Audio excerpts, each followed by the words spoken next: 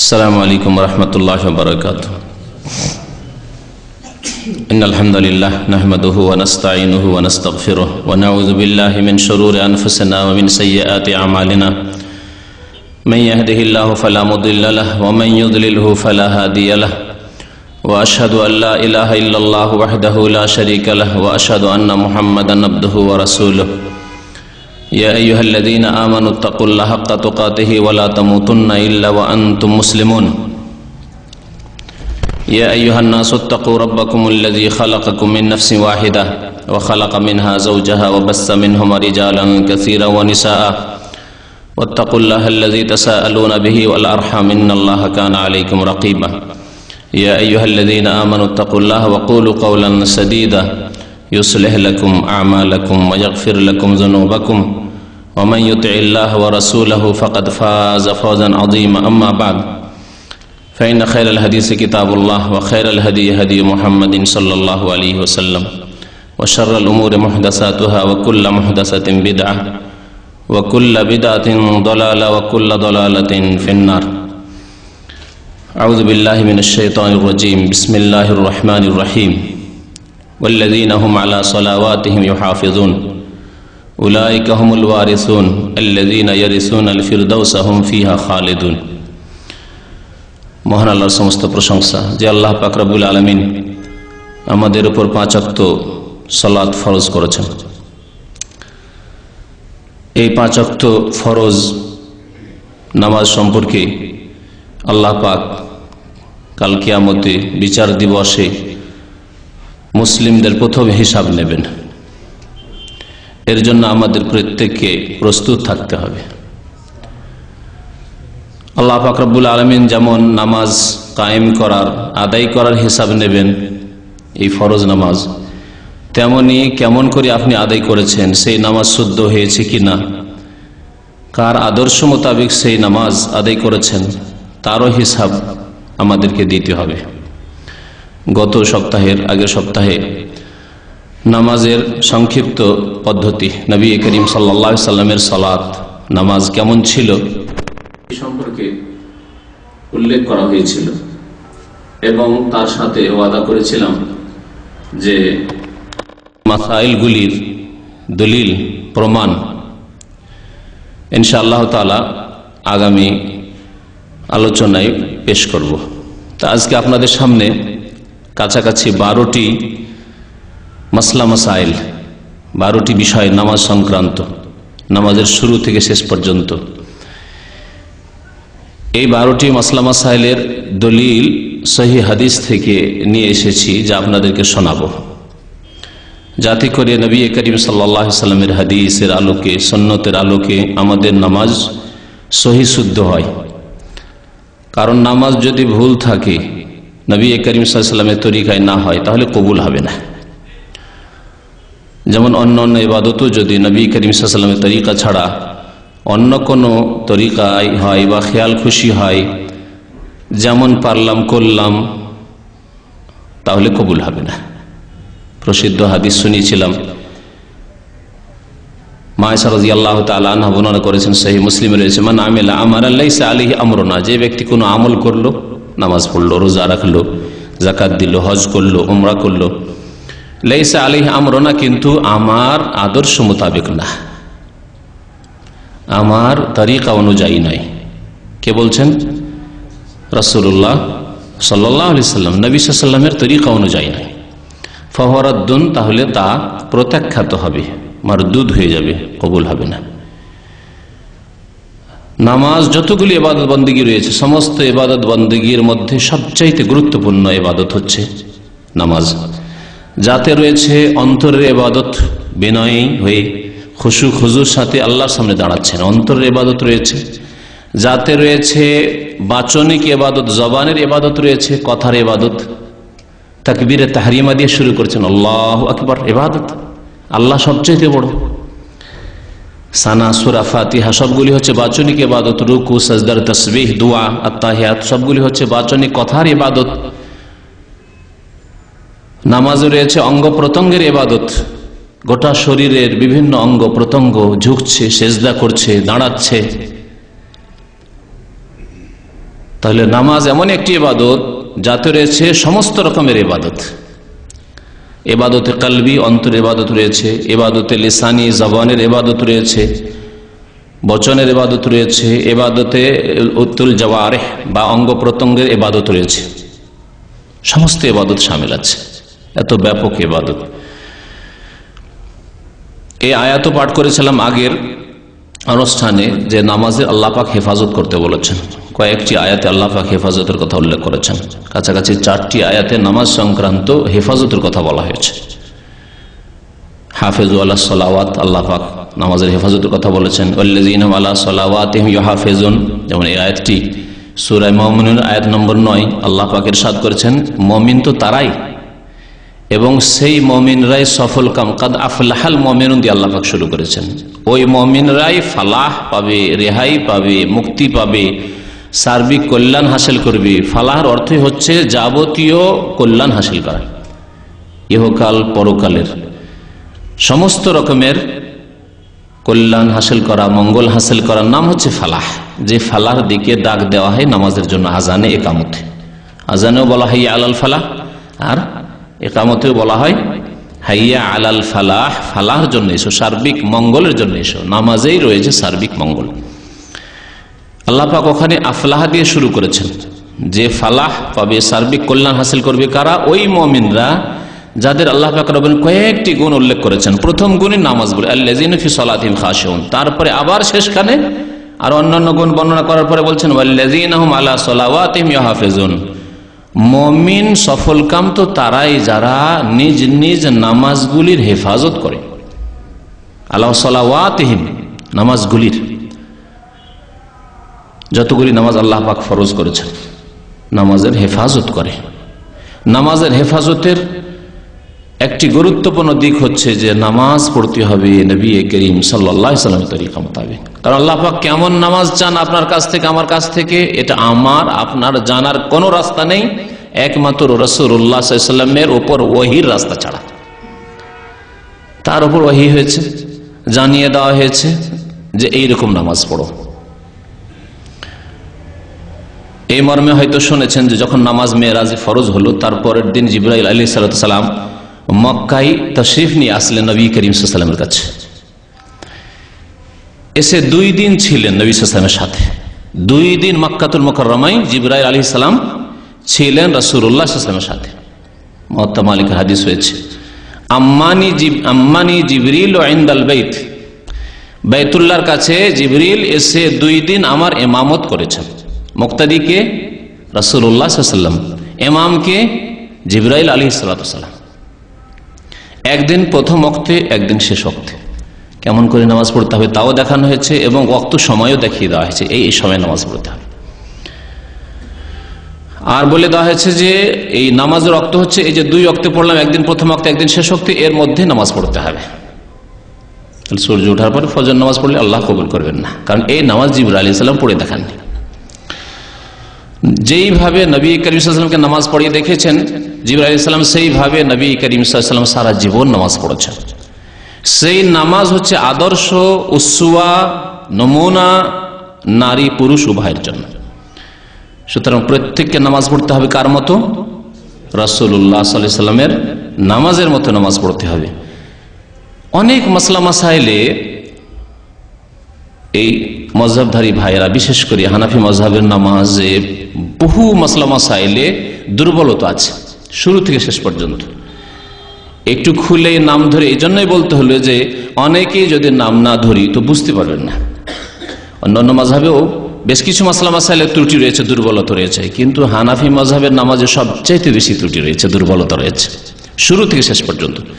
তার মধ্যে আজকে 10 থেকে 12টা উল্লেখ করব, আরো সময় সুযোগ হলে বাকি মাসলা মাসাইলগুলি উল্লেখ করা যাবে। কিন্তু গুরুত্বপূর্ণ যেই ক্ষেত্রগুলিতে, যে বিষয়গুলিতে মযহাবের নামাজের ত্রুটি বা দুর্বলতা রয়েছে, সহিহ হাদিসের বিপরীত নামাজ রয়েছে, সহিহ হাদিসের আপনার উল্টো নামাজ রয়েছে, সেই ক্ষেত্রগুলি আমাদের সাধারণ মানুষেরও জানা জরুরি, যাতে করে আপনাকে কেউ ধোঁকা না দিতে পারে যে না না এটাও নামাজ, রাসূলুল্লাহ সাল্লাল্লাহু আলাইহি ওয়াসাল্লাম নামাজ, এইভাবে নামাজ পড়লেও চলবে না।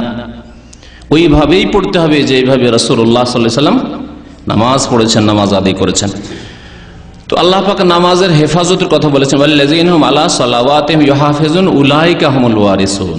আল্লাহ বলছেন যারা নামাজের হেফাজত করে তারাই তো ওয়ারিস, তারাই তো উত্তরাধিকারী। কিসের ওয়ারিস? আল্লাযীনা ইয়ারিসুনাল ফিরদাউস, যারা জান্নাতুল ফিরদাউসের ওয়ারিস হবে। নবী করিম সাল্লাল্লাহু আলাইহি ওয়াসাল্লাম বলেছেন জান্নাতুল ফিরদাউস সবচাইতে উচ্চ স্থান, উচ্চ মর্যাদা জান্নাতের। ফাইন্নাহু আলাল জান্নাতি ওয়া আওসাতুহা, জান্নাতের সবচাইতে উচ্চ স্থান এবং সবচাইতে উত্তম স্থান। আল্লাহ পাক ফিরদাউসের ওয়াদা করেছেন কার সাথে? যারা নামাজের হেফাজত করবে। আল্লাযীনা ইয়ারিসুনাল ফিরদাউসা হুম ফিহা খালিদুন, এবং সেখানে তারা চিরকাল অবস্থান করবে। তো নামাজ যদি সহি শুদ্ধ পড়েন, নবী করিম সাল্লাল্লাহু আলাইহি ওয়াসাল্লামের তরিকায় পড়েন, তাহলে কবুল হবে, না হলে কবুল হবে না। আর যদি সহি শুদ্ধ পড়েন তাহলে জান্নাতুল ফিরদাউস পাওয়া যাবে, আল্লাহ পাক ওয়াদা করেছেন, না হলে পাওয়া যাবে না। এবং চিরকাল থাকতে পাবেন যদি এই সহি নামাজ রাসূলুল্লাহ সাল্লাল্লাহু আলাইহি ওয়াসাল্লাম নিয়ে আসা নামাজ যদি আদায় করেন। আসুন প্রথম মাসলা দিয়ে শুরু করি। গত আলোচনাতে বলেছিলাম যে নবী সাল্লাল্লাহু আলাইহি ওয়াসাল্লাম নামাজ কার মতো পড়তে বলেছেন? বুখারী শরীফের হাদিস, অন্যান্য হাদিসের কিতাবে রয়েছে সাল্লু কামা রাআইতুমুনি ওসাল্লি, তোমরা নামাজ পড়ো কামা রাআইতুমুনি, যেমন আমাকে দেখলে, ওসাল্লি, নামাজ পড়তে, আমাকে যেমন নামাজ পড়তে দেখলে তেমন নামাজ পড়ো। সাহাবায়ে কেরামরা যারা নামাজ পড়তে দেখেছেন রাসূলুল্লাহ সাল্লাল্লাহু আলাইহি ওয়াসাল্লামকে, তারা এই নামাজের বর্ণনা পেশ করেছেন। আমরা দেখিনি না, আমাদের দেখার কোনো উপায় আছে? সাহাবায়ে কেরাম ছাড়া কেউ দেখেনি রাসূলুল্লাহ সাল্লাল্লাহু আলাইহি ওয়াসাল্লামকে নামাজ পড়তে। তাদেরকে সম্বোধন করেছেন নবী সাল্লাল্লাহু আলাইহি ওয়াসাল্লাম, এবং তাদের কাছ থেকে তাবেঈনরা নামাজ নিয়েছেন, তাবেঈনদের কাছ থেকে তাবেঈনরা নিয়েছেন। তো এই সহি নামাজ, যেই নামাজ হাদিসের কিতাবে রয়েছে, হাদিসের কিতাবের বরাত সহ কোন কিতাবে রয়েছে, পাতা নম্বর এই জন্যই বলবো না যে পাতা নম্বর গিয়ে অনেক সময় মিলবে না, কারণ আরবি হাদিসের কিতাবের পাতা নম্বর আলাদা। আবার আরবি কিতাবের মধ্যে একটি কিতাব আছে ভাষ্য সহ, মানে ব্যাখ্যা সহ, আরেকটি বিনা ব্যাখ্যা রয়েছে, যেমন বুখারী শরীফ। তাহলে ব্যাখ্যা সহ যে কিতাব রয়েছে সহিহ বুখারীর, যেমন ফাথুল বারী 12 খণ্ডে রয়েছে, কিন্তু এমনি বুখারী তো 1 খণ্ডও থাকতে পারে। ভারত, পাকিস্তানে, বাংলাদেশে যে বুখারী পাওয়া যায় সেটা 2 খণ্ডে। তাহলে পাতা নম্বর দিয়ে কোনোদিন মিলবে না। বাংলা বুখারী আমার জানা মতে 5 জন অনুবাদকের বুখারী ছেপেছে। তাহলে কোনটারই পাতা নম্বর দেব? পাতা নম্বর দিয়ে পাওয়া মুশকিল। এমনকি হাদিসের নম্বরগুলো দিতেও আগপিছ হয়েছে। কোন কোন যারা নম্বর দিয়েছেন হাদিসগুলোর, তাদের কেউ কেউ আবার সনদগুলির নম্বর দিয়েছেন। একটা হাদিস হয়তো, মানে বিষয়বস্তু একটি হাদিসের, কিন্তু 2-3টি সনদ এসেছে, 2-3টা নম্বর দিয়েছেন। নম্বরের ক্ষেত্রেও কম বেশি হয়ে গেছে। সুতরাং হাদিস কোন কিতাবে আছে এতটাই সাধারণ মানুষের জন্য জেনে নেওয়া যথেষ্ট। আর নবী করিম সাল্লাল্লাহু আলাইহি ওয়াসাল্লামের সহিহ হাদিসে যদি থাকে তাহলে শির নত করে একবার উদার অন্তর নিয়ে মেনে নিতে হবে, বিনা কোনো দ্বিধাদ্বন্দ্বে। যেমন আল্লাহ পাক হুকুম করেছেন ওয়ায়ুসাল্লিমু তাসলিমা, চোখ বন্ধ করে মেনে নেবে, মনে কিঞ্চিত পরিমাণ দ্বিধাদ্বন্দ্ব হবে না। সুম্মা লা ইয়াজিদু ফি আনফুসিহিম হারাজাম মিম্মা কাযাইতা ওয়া ইউসাল্লিমু তাসলিমা, আল্লাহ পাক বলেছেন। না হলে মুমিন হতে পারবে না। আয়াত বড় লম্বা আছে, সে আয়াতটি পুরো উল্লেখ করলাম না। আসল বিষয়ের দিকে আসি। প্রথম বিষয় হচ্ছে যে নামাজ শুরু করবেন কোথা থেকে, এগুলি কথা বলা হয়েছে। নামাজ শুরু করবেন কোথা থেকে? তাকবীরে তাহরিমা দিয়ে, তাকবীরে তাহরিমা দিয়ে নামাজ শুরু করেন। নবী করিম সাল্লাল্লাহু আলাইহি ওয়াসাল্লামের হাদিস, মিফতাহুস সালাতি আত-তুহুর, নামাজের চাবি হচ্ছে পবিত্রতা, ওযু, আর গোসল ফরজ হয়ে থাকলে গোসল। ওয়া তাহরিমুহা তাকবীর, আর নামাজের তাহরিমা হচ্ছে তাকবীর, অর্থাৎ আল্লাহু আকবার দিয়ে নামাজ শুরু করতে হবে। এখানে যদিও হানাফি মযহাবের হানাফি ভাইয়েরাও আমল করে না, সাধারণ লোকও আমল করে না, আলেমরাও আমল করে না, কিন্তু তাদের প্রত্যেকটি ফিকার কিতাবে রয়েছে যে আল্লাহু আকবার বলা শর্ত নাই। কি বললে চলবে? বলছে আল্লাহর সাথে কোনো গুণবাচক কোনো শব্দ হলেই চলবে। যেমন আল্লাহু আকবার জায়গায় আল্লাহু আজম যদি বলে, আল্লাহু আজল যদি বলে, আল্লাহু জলিল, আল্লাহু কবির, আল্লাহ রহমান, আল্লাহ রহিম, আল্লাহ গফুর এরকম বললেও চলবে। স্পষ্ট ভুল। কারণ যেই দিন থেকে নামাজ ফরজ হয়েছে সেই দিন থেকে শুরু করে নবী করিম সাল্লাল্লাহু আলাইহি ওয়াসাল্লামের তিরোধানের সময় পর্যন্ত কোনো ফরজও নয়, সুন্নত নয়, বেতরও নয়, নবী করিম সাল্লাল্লাহু আলাইহি ওয়াসাল্লাম তাকবীর ছাড়া কোনো নামাজ পড়েন, আল্লাহু আকবার ছাড়া। আল্লাহ কবির দিয়েও পড়েননি, আল্লাহ কবির দিয়েও কোনোদিন নবী সাল্লাল্লাহু আলাইহি ওয়াসাল্লাম নামাজ পড়েনি, আল্লাহু আকবার দিয়েই নামাজ পড়েন। সুতরাং ওই রকমই নামাজ পড়তে হবে। তারপর নবী সাল্লাল্লাহু আলাইহি ওয়াসাল্লাম তাকবীর দিয়ে তাহরিমা হবে। তাহলে তাকবীর ছাড়া তাজিম দিয়ে চলবে না, আল্লাহ আজিম দিয়ে চলবে না,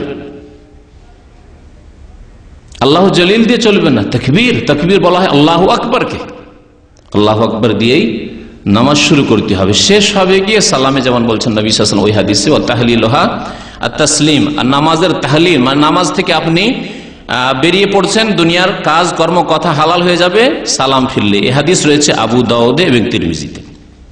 তাহলে তার আগে কোনো কাজ নেই, নিয়ত পড়ার নেই, এগুলো বলা হয়েছে। যখন নেই তাহলে নিয়ত পড়া, উচ্চারণ করা, নাওয়াইতো অথবা আমি নিয়ত করছি। হ্যাঁ, বাঙালি জাতি তো আরবিতে নিয়ত করতে অভ্যস্ত, আর অন্যরা উর্দুতে করে, উর্দুরা मैं নিয়ত করতা হুঁ, সবগুলি বিদাত নেই। তাকবীর দিয়ে নামাজ শুরু। আল্লাহ পাক যেন আমাদেরকে বুঝার তৌফিক দান করেন, সংশোধন করার তৌফিক দান করেন। যেসব ভাই বিদাতে রয়েছে আল্লাহ পাক তাদেরকে বিদাত মুক্ত হওয়ার তৌফিক দান করেন। আশা করছি তাদের কাছে যে তারা গোঁড়ামি না করে আর সত্য কথা, হক কথা মানতে যেন কোনো রকমের দুনিয়াবি বাধা না হয়। আল্লাহ পাক যেন নবী সাল্লাল্লাহু আলাইহি ওয়াসাল্লামের নামাজ সবাইকে আদায় করার তৌফিক দান করেন। তারপরে নামাজ যখন শুরু করতে হবে তখন হাত উঠাতে হবে, যাকে বলে রাফউল ইয়াদাইন। হাত কত দূর পর্যন্ত উঠাইতে হবে এই ক্ষেত্রে দুইটি হাদিস রয়েছে, দুইটি হাদিস আপনাদেরকে শোনাই। সুতরাং দুইটি জায়েজ রয়েছে। একটি হাদিস হচ্ছে ওয়াইল ইবনে হুজর রাদিয়াল্লাহু তাআলা আনহুর, যে হাদিস রয়েছে সহিহ মুসলিমে। বলছেন আন্নাহু রাআন নবী সাল্লাল্লাহু আলাইহি ওয়াসাল্লাম রাফা ইয়াদাইহি না দাখালা ফিস সালাত, যখন নামাজে প্রবেশ করলেন তখন হাত উঠালেন, কাব্বারা তাকবীর দিয়ে হাত উঠালেন। আর হাম্মাম একজন বর্ণনাকারী বলছেন হেয়ালা উজনাইহি, দুই কানের কাছাকাছি। তাহলে দুই কানের কাছাকাছি উঠার এই হাদিস আসলো। তারপরে কি করলেন? তারপরে আরেকটি মাসলা আছে, যেই মাসলাটি অত্যন্ত গুরুত্বপূর্ণ, কারণ এই ক্ষেত্রে অনেক ইখতিলাফ করে। সুম্মা ওয়াদা ইয়াদাহুল ইয়ুমনা আলাল ইউসরা, তারপরে ডান হাত রাখলেন কার উপর? বাম হাতের উপর। ডান হাত রাখলেন বাম হাতের উপর। তাহলে ডান হাতকে রাখতে হবে কার উপর? বাম হাতের উপর। এটি হচ্ছে স্পষ্ট মাসলা। তাহলে হাত ছেড়ে নামাজ পড়া যাবে না, হাত ছেড়ে নামাজ পড়া যাবে না। যেমন ভুল রয়েছে মালিকিদের মধ্যে, আহলে সুন্নাতের ভুলের কথা বলছি, বাকি শিয়াদের বা অন্যদের ভুল, যারা এই আকীদাতি পথভ্রষ্ট তাদের কথা আমাদের উল্লেখ করা প্রয়োজনই নেই। কিন্তু যারা আহলে সুন্নাত ওয়াল জামাত, তাদের মধ্যে যে সহিহ হাদিস বিরোধী আমল আছে নামাজের ক্ষেত্রে, কমপক্ষে তার সংশোধন হওয়া জরুরি। কারণ তাদের আকীদা সহিহ থাকা সত্ত্বেও যদি নামাজে ভুল হয় তো মহা মুশকিল রয়েছে। তো নামাজ হাত ছেড়ে পড়া যাবে না। যেমন মালিকি সাধারণত আফ্রিকা দেশে বাস করে, তো আফ্রিকান লোকদের দেখা যায় অনেকে যে হাত ছেড়ে নামাজ পড়ে। এই হাত ছেড়ে নামাজ পড়া নেই, এটা তো মালিকিরা করে। কিন্তু আমাদের দেশের প্রখ্যাত বক্তা এবং তাদের এক বড় হুজুর, ওই বড় হুজুরের নামটা বলে দিচ্ছি, মনজুর নওমানী সাহেব, তার একটি উর্দুতে তর্জমা করেছেন একটি হাদিস সংকলন করেছেন। ভারতের একজন বড় আলেম, হানাফি মযহাবের। কিতাবের নাম হচ্ছে মাআরিফুল হাদিস, অনেকে শুনেছে হয়তো। মাআরিফুল হাদিস উর্দুতে তর্জমা করেছে, বিভিন্ন মাসলা মাসাইলের হাদিসগুলি নিয়ে এসেছে। আর তর্জমা করার পরে নিজের প্রত্যেকটি মাসলাতে টিকা চড়িয়েছে।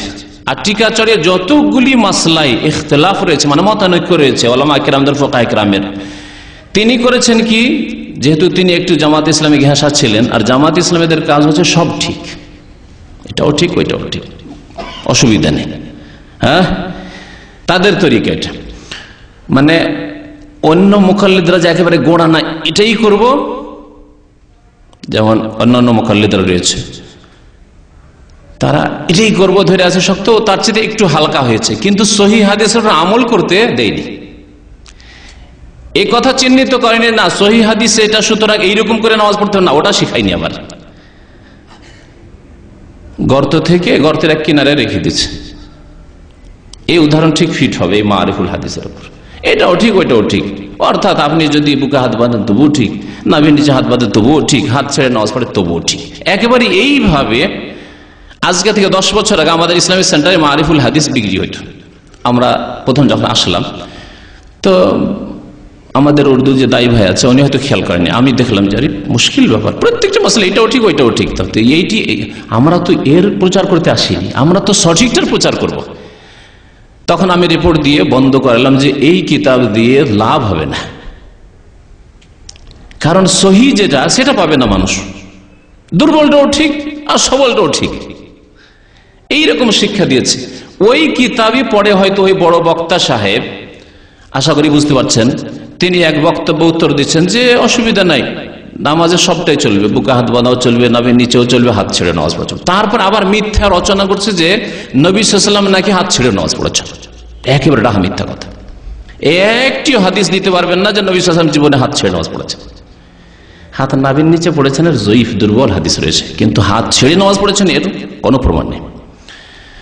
তাহলে এই মাসলা আমরা জানতে পারলাম যে হাত বেঁধেছেন, ডান হাত, হাদিসের শব্দ শুনেন, সহিহ মুসলিমের হাদিস, সুম্মা ওয়াজা ইয়াদাহুল ইয়ুমনা আলাল ইউসরা, ডান হাত বামের ওপর রাখলেন, রেখে তাহলে বাঁধলেন, ছেড়ে নয়। এভাবে নামাজ পড়তে হবে। কোথায় বাঁধতে হবে সেই মাসলা আসছে আর একটা, এখানেও সহি বাঁধা বাঁধতে হবে, যেভাবে নবী করিম সাল্লাল্লাহু আলাইহি ওয়াসাল্লাম নামাজ পড়েছেন। তাউস রাহমাতুল্লাহি আলাইহি তাবেঈ তিনি বর্ণনা করছেন যে কানা রাসূলুল্লাহ সাল্লাল্লাহু আলাইহি ওয়াসাল্লাম ইয়াদাউ ইয়াদাহুল ইয়ুমনা আলা ইয়াদিহিল ইউসরা, তিনি ডান হাত বাম হাতের উপর রাখতেন, সুম্মা ইয়াশুদ্দু বাইনাহুমা, এবং মজবুত করে ধারণ করতেন, এরকম ঢিলা ঢালা নয়, মজবুত করে ধারণ করতেন। আলা সাদরিহি, কোথায়? আলা সাদরিহি, সাদরিহি মানে বুকের ওপর, সিনার উপর। ওয়া হুয়া ফিস সালাতে, নামাজের অবস্থায়, বাইরে নয়, অন্য কোনো সময় নয়। ওয়া হুয়া ফিস সালাত, নামাজের অবস্থায় বুকের উপরে ধারণ করতেন।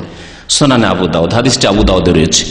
আর এই আলা সাদরি, বুকের উপর হাত বাঁধার সুনান সহিহ ইবনে খুজাইমাতেও হাদিস রয়েছে। ইবনে খুজাইমার হাদিসটি শোনাই ওয়াইল ইবনে হুজর রাদিয়াল্লাহু তাআলা আনহু বর্ণনা করেছেন, বলছে সাল্লাইতু মা রাসূলিল্লাহি সাল্লাল্লাহু আলাইহি ওয়াসাল্লাম, আমি আল্লাহ রাসূল সাল্লাল্লাহু আলাইহি ওয়াসাল্লামের সাথে নামাজ পড়েছি। ওয়া ওয়াদা ইয়াদাহুল ইয়ুমনা আলা ইয়াদিহিল ইউসরা, বাম হাতের উপর ডান হাত রাখলেন, তাহলে হাত ছেড়ে নয়। আলা সাদরি, কোথায় রাখলেন? বুকের ওপর রাখলেন। সহিহ ইবনে খুজাইমার হাদিস। তাহলে বুকের ওপর হাত রেখে নামাজ পড়ে হচ্ছে সহিহ হাদিস মোতাবেক আমল, এটি হচ্ছে শুদ্ধ নামাজ, রাসূলুল্লাহ সাল্লাল্লাহু আলাইহি ওয়াসাল্লামের নামাজ। আরেকটি কথা মনে রাখবেন যে যেখানে ইখতিলাফ হয়েছে, মতানৈক্য হয়েছে, এ কথা বলবেন না যে ইখতিলাফ আছে তো একটা করলেই হবে না, এরও ফয়সালা আছে, কোরআনে আল্লাহ ফয়সালা দিয়েছেন। যখন দুটি মত তিনটি মত আছে, কোনো একটা ধরলেই হয় না, এই কথা বলবেন না। আল্লাহ পাক দুটি আয়াত ইরশাদ করেছেন। একটি আয়াত রয়েছে ফাইন তানাজাতুম ফি শাইইন ফারুদ্দুহু ইলাল্লাহি ওয়া রাসূল, তোমাদের মাঝে যদি মতনৈক্য হয়, বিবাদ হয়, ইখতিলাফ হয়, দুটি মত তিনটি মত হয়, নানা মত হয়, তাহলে কি করতে হবে? ফারুদ্দুহু, এই বিচার ফিরিয়ে দাও কার কাছে? ইলাল্লাহি, আল্লাহর দিকে, এবং রাসূল, রাসূলের দিকে। ইন কুনতুম তুমিনুনা বিল্লাহি ওয়াল ইয়াউমিল আখির, যদি তোমাদের আল্লাহর প্রতি ঈমান থাকে আর আখিরাতে ঈমান থাকে, তাহলে তোমরা বিচার কোথা থেকে নেবে? আল্লাহ এবং রাসূলের নিকট থেকে নেবে। তোমরা এই কথা বলবেন না যে এটাও চলে ওটাও চলে না, তাহলে এই তরিকা ঠিক নয় যে জয়ীফ সহিহ সবই চলে না। আল্লাহ পাক ফয়সালা নিতে বলেছেন আল্লাহ এবং রাসূলের কাছে। রাসূলুল্লাহ সাল্লাল্লাহু আলাইহি ওয়াসাল্লাম হাদিসে ফয়সালা পেয়ে গেলেন যে সাদরে, বুকে হাত বাঁধতে হবে। আরেকটি আয়াতে আল্লাহ পাক ইরশাদ করেছেন ওয়ামাখতালাফতুম মিন শাইইন, যে কোনো ব্যাপারে তোমাদের ইখতিলাফ হোক না কেন, মতানৈক্য হোক না, হতে পারে, মতানৈক্য হতে পারে। নবী সাল্লাল্লাহু আলাইহি ওয়াসাল্লামের জামানায় সাহাবায়ে কেরামদের ইখতিলাফ হয়েছে, তখন ফয়সালা নিয়েছেন কোথায় গিয়ে? নবী সাল্লাল্লাহু আলাইহি ওয়াসাল্লামের কাছে গিয়ে। নবী সাল্লাল্লাহু আলাইহি ওয়াসাল্লাম যা বলেছেন মেনে নিয়েছেন। তার ইন্তেকালের পরে ইখতিলাফ হয়েছে, খোঁজ করেছেন তাহলে সহিহ হাদিসে কি আছে, নবী সাল্লাল্লাহু আলাইহি ওয়াসাল্লাম এই ক্ষেত্রে কি বলেছেন বা কি করেছেন, এভাবে ফয়সালা নিয়েছেন। তার ওয়ামাখতালাফতুম মিন শাইইন, যে কোনো ব্যাপারে তোমাদের যদি ইখতিলাফ হয়, ফাহুকমুহু, তার হুকুম ফয়সালা কোত্থেকে নেবে? ইলাল্লাহ, আল্লাহর কাছে। আল্লাহর কাছ থেকে কোরআনের ওহী এসেছে এবং রাসূলুল্লাহ সাল্লাল্লাহু আলাইহি ওয়াসাল্লামের যে হাদিস এসেছে তাও ওহী। কোরআনে না পেলে হাদিস থেকে ফয়সালা নিতে হবে। তাহলে এই মাসলাগুলি হয়ে গেল, প্রায় দুটি মাসলা হয়ে গেল। আর একটি মাসলা হচ্ছে জায়নামাজের দোয়া পড়ার মাসলা। বলেছিলাম না, জায়নামাজের কোনো দোয়া আছে? জায়নামাজের দোয়া কখন পড়ে? তাকবীরের আগে না পরে? হানাফি ভাইরা তাকবীরের আগে দুটি বা তিনটি করে বলেছি, ওদিকে আর যাচ্ছি না। নিয়ত পড়া আর জায়নামাজের দোয়া পড়া। এই জায়নামাজের দোয়া বলে যে দোয়াটি পরিচিত হানাফি সমাজে, ইন্ডিয়া, বাংলাদেশ, পাকিস্তানে, সেই দোয়াটি হচ্ছে ইন্নী ওয়াজ্জাহাতু ওয়াজহিয়া লিল্লাযী ফাতারাস সামাওয়াতি ওয়াল আরদ। এই দোয়াটি হাদিসে আছে, কিন্তু জায়নামাজের দোয়া নেই। এটি তাকবীরে তাহরিমার পর দোয়া। শোনেন, স্পষ্ট হাদিস। তারপরে যদি কেউ না মানে তাহলে একে এরাজ, বিমুখতা ছাড়া আর কিছু বলা যাবে না। হাদিস শুনিয়ে দিচ্ছি। মুসলিম শরীফের হাদিস, আবু দাউদের হাদিস। বলছেন বর্ণনাকারী যে কানা রাসূলুল্লাহ সাল্লাল্লাহু আলাইহি সাল্লাম, আল্লাহ রাসূল সাল্লাল্লাহু আলাইহি সাল্লাম ইজাস্তাফতাহাস সালাত, যখন নামাজ আরম্ভ করতেন, সালাত শুরু করতেন, কাব্বারা, কি করতেন? তাকবীর বলতেন, সুম্মা কালা, তারপরে বলতেন। সুম্মা মানে অতঃপর, কালা অতঃপর বলতেন। কি বলতেন? ওয়াজ্জাহাতু ওয়াজহিয়া লিল্লাযী ফাতারাস সামাওয়াতি ওয়া আনা আউয়ালুল মুসলিমিন পর্যন্ত। মুসলিম, আবু দাউদ। কি স্পষ্ট হইল? স্পষ্ট হইল যে এই দোয়া ওয়াজ্জাহাতু ওয়াজহিয়া কখন পড়তে হবে? তাকবীর দিয়ে সুম্মা, তারপরে। আরো শুনেন আরেকটি ভাষা, এখানে তো সুম্মা ছিল, আর ওখানে আছে বাদাত তাকবীরে, তাকবীরের পরে। আরো স্পষ্ট শোনেন। আলী ইবনে আবি তালিব রাদিয়াল্লাহু তাআলা আনহু বর্ণনা করেছেন, আন রাসূলিল্লাহ সাল্লাল্লাহু আলাইহি ওয়াসাল্লাম, রাসূলুল্লাহ সাল্লাল্লাহু আলাইহি ওয়াসাল্লাম থেকে বর্ণনা করেন, আন্নাহু কানা ইযা কামা ইলা সালাতিল মাকতুবাতি, নবী করিম সাল্লাল্লাহু আলাইহি ওয়াসাল্লাম যখন ফরজ নামাজে দাঁড়াতেন, রাফা ইয়াদাই হাজওয়া মানকাবাইহি, দুই হাত উঠাতেন, হাজওয়া মানকাবাইহি, এখানে হাজওয়া মানকাবাইহি। আর আগে শুরুতে বলেছিলাম কানের লতি পর্যন্ত, তাই না? আর এখানে মানকেব মানে হচ্ছে এই কাঁধ। আর অধিকাংশ হাদিসগুলি মানকেবের কথা আছে, তাহলে হাত ওঠানোর জন্য এতটাই যথেষ্ট। এটা হচ্ছে সুন্নত, এই সুন্নত যথেষ্ট। আর যদি কেউ আরেকটু উপরে উঠায় কোনো অসুবিধা নেই, কিন্তু আবার কান ধরা, আল্লাহু আকবার অথবা আল্লাহু আকবার না। মহিলাদেরকে দেখা যায় একেবারে আল্লাহু আকবার না, কানের লতির নিচে থাকবে অথবা কাঁধ পর্যন্ত, হাজওয়া মানকাবাইহি, কাঁধ পর্যন্ত। ওয়াসনাউ যালিকা আইযান ইযা কাযা কিরাতাহু, কিরাত শেষ করে রুকু ওয়ারাদা ইয়ারকা, রুকুতে গেলে তখনও রাফা এদেন করতেন। মাসলা আলেকটি চলে আসছে, রাফা এদেনের মাসলা পরে বলবো। ওয়াসনাউ ইযা রাফা রাসা মিনার রুকু, রুকুতে যখন মাথা উঠিয়ে দেন সামি আল্লাহু লিমান হামিদা রাব্বানা ওয়া লাকাল হামদ বলে, তখন রাফা এদেন করতেন। ওয়ালা ইয়ারফাউ ইয়াদাইহি ফি শাইইন মিন সালাতিহি ওয়া কায়দান, বসে রাফা এদেন করতেন না, মানে সেজদায় গেলেন বসে, বা সেজদা থেকে উঠিয়ে আবার দ্বিতীয় সেজদা দেওয়ার সময় এগুলো তো রাফা এদেন করতেন, হাত উঠাতেন না। ওয়াইজা কামা মিনাস সাজদাতাইন মিন সাজদাতাইন রাফা ইয়াদাইহি কাযালিকা ফাকাব্বার, যখন 2 রাকাত নামাজ পড়ে যখন পড়তেন, তখনও মানে 2 রাকাত 4 রাকাত বিশিষ্ট নামাজ বা 3 রাকাত বিশিষ্ট নামাজ প্রথম আত্তাহিয়াত পড়ার পরে তখনও রাফা এদেন করতেন, ফাকাব্বার তাকবীর বলতেন। ওয়া ইয়াকুলু হিনা ইফতাতিহুস সালাতা বাদা তাকবীর, এটি হচ্ছে এই মাসলা, যে মাসলা আলোচনা করছি। এবং নবী সাল্লাল্লাহু আলাইহি ওয়াসাল্লাম বলতেন যখন নামাজ শুরু করতেন বাদাত তাকবীর, তাকবীরের পরে। বাদাত তাকবীর মানে তাকবীরের পরে বলতেন। কি বলতেন? দোয়াটি শুনেন, ওয়াজ্জাহাতু ওয়াজহিয়া লিল্লাযী ফাতারাস সামাওয়াতি ওয়াল আরদা হানিফা ওয়া মা আনা মিনাল মুশরিকিন ইন্না সলাতি ওয়া নুসুকি ওয়া মাহইয়ায়া ওয়া মামাতি লিল্লাহি রাব্বিল আলামিন লা শারীকা লাহু ওয়া বিযালিকা উমিরতু ওয়া আনা মিনাল মুসলিমিন। আর কোন রিওয়ায়াত আছে আউয়ালুল মুসলিমিন, কারণ এই উম্মতের প্রথম মুসলিম কে? রাসূলুল্লাহ সাল্লাল্লাহু আলাইহি ওয়াসাল্লাম, আউয়াল মুসলিমিন। কিন্তু আমি আপনি না, আউয়াল মুসলিমিন বলবেন না, বলা ঠিক হবে না, বলতে হবে আনা মিনাল মুসলিম, আমি মুসলিমদের একজন। তারপরে আরো কিছু দোয়া পড়তেন ওর সাথে, আল্লাহুম্মা আনতাল মালিক লা ইলাহা ইল্লা আনতা সুবহানাকা আনতা রাব্বি ওয়া আনা আবদুকা যালামতু নাফসি ওয়া আতারাফতু বিযামবি ফাগফিরলি যুনুবি জামিআন ইন্নাহু লা ইয়াগফিরু যুনুবা ইল্লা আনতা ওয়াহদিনি লি আহসানিল আখলাক লা ইয়াহদি লি আহসানিহা ইল্লা আনতা ওয়াসরিফ আন্নি সাইয়্যাহা লা ইয়াসরিফ আন্নি সাইয়্যাহা ইল্লা আনতা লাব্বাইক ওয়া সা'দাইক ওয়া আনা বিকা ওয়া আলাইকা ওয়া ইলাইকা ওয়ালা মানজা মিনকা ওয়ালা মালজা ইল্লা ইলাইক আস্তাগফিরুকা ওয়া আতুবু ইলাইক। তিরমিজি ক্বালা হাযা হাদিসুন হাসানুন সহিহ। এই হাদিসটি হাসান, অত্যন্ত সুন্দর এবং সহিহ। তাহলে এই হাদিস দ্বারা স্পষ্ট হইল যে ওয়াজ্জাহাতু ওয়াজহিয়া এই দোয়া কখন পড়তে হবে? বাদা তাকবীরে। আগের হাদিসে এসেছে মুসলিম শরীফে সুম্মা, অতঃপর তাকবীরের পরে, একই অর্থ। তাহলে তাকবীরের আগে যদি কেউ ওয়াজ্জাহাতু ওয়াজহিয়া পড়ে যায় নামাজের দোয়া সুন্নাত হবে না বিদআত হবে? হাদিসের মোতাবেক আমল হবে না হাদিসের বিরোধিতা হবে? বিরোধিতা হবে। হাদিসের বিরোধিতা করে নামাজ পড়বে। আল্লাহ পাক বুঝার যেন তৌফিক দান করেন, সংশোধনের যেন তৌফিক দান করেন।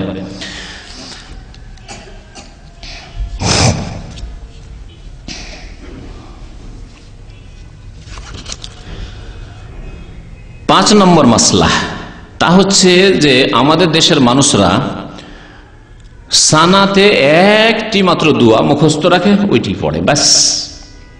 ওই একটি শেখানো হয়েছে, বাকি আর দিশাই দেওয়া হয়নি যে আরো কিছু আছে, আরো বহু কিছু আছে, কিছুই জানানো হয়নি। মাঝে মাঝে আমল করিও যাতে করে নবী সাল্লাল্লাহু আলাইহি ওয়াসাল্লামের মতো নামাজ হয়, শেখানো হয়নি। সানাতে ছোট্ট যে দোয়াটি সানা মানে আল্লাহ পাকের সানা গুণগান রয়েছে, সেটি শুধু মুখস্থ আছে। এই ক্ষেত্রে নবী করিম সাল্লাল্লাহু আলাইহি ওয়াসাল্লামের একটি হাদিস দ্বারা প্রমাণিত হলো যে ইন্নী ওয়াজহাতু ওয়াজহিয়া লিল্লাযী ফাতারাস সামাওয়াত, এটা পড়তেন তাকবীরের পরে। আর কোন কোন নামাজে কি পড়তেন? বুখারী শরীফে রয়েছে, মুসলিম শরীফে রয়েছে। শুনেন, আন আবি হুরায়রা রাদিয়াল্লাহু তাআলা আনহু, আবু হুরায়রা রাদিয়াল্লাহু তাআলা আনহু বর্ণনা করেছেন, কানা রাসূলুল্লাহ সাল্লাল্লাহু আলাইহি ওয়াসাল্লাম, নবী করিম সাল্লাল্লাহু আলাইহি ওয়াসাল্লাম ইযা কাব্বারা ফিস সালাতে, নামাজে যখন তাকবীর পাঠ করতেন,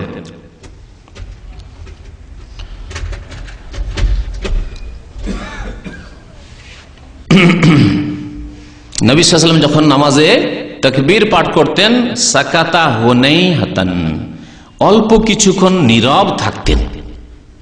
তাকবীর বলে কিছুক্ষণ চুপ থাকতেন, নীরব থাকতেন। সাকাতা হুনাইয়াতান ক্বাবলা আন ইয়াকরা, কিরাতের পূর্বে, মানে সূরা ফাতিহা পাঠের পূর্বে। ফাকুলতু ইয়া রাসূলুল্লাহ বিআবি আনতা ওয়া উম্মি, আবু হুরায়রা রাদিয়াল্লাহু তাআলা আনহু বললেন যে আমার মাতা পিতা আপনার উপর কুরবান যাক, মানে আপনার জন্য আমি আমার আম্মা আব্বাকে উৎসর্গ করতে প্রস্তুত রয়েছি।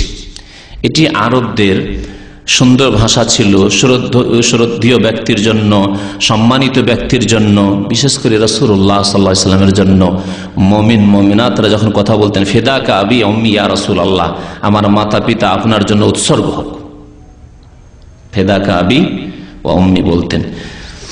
আর আইতা, আচ্ছা বলুন তো, সুকুতাকা বাইনা তাকবীরে ওয়াল কিরাতে, আপনি তাকবীর এবং কিরাতের মাঝখানে, সূরা ফাতিহার মাঝখানে যে নীরব থাকেন, মা তাকুল, কি বলেন আপনি এই সময়, কি বলেন? কালা, নবী করিম সাল্লাল্লাহু আলাইহি ওয়াসাল্লাম বললেন। আচ্ছা, এই সওয়াল প্রশ্ন ফরজ নামাজ সম্পর্কে ছিল না নফল নামাজ সম্পর্কে? ফরজ। কারণ নামাজের কথা বর্ণনা করা হচ্ছে যখন নামাজে দাঁড়াতেন, তাহলে জামাতে পিছনে লোকজন আছে এবং শুনছেন, আপনি কিছুক্ষণ চুপ থাকছেন, তাহলে এই নামাজ তাহাজ্জুদের নামাজ নয়। হানাফি আলেমরা তাদের একটি ভুল এখানে, এবং জনসাধারণকে ভুল বুঝায় এইভাবে যে না না, এই দোয়াগুলি তাহাজ্জুদে, নফল নামাজে।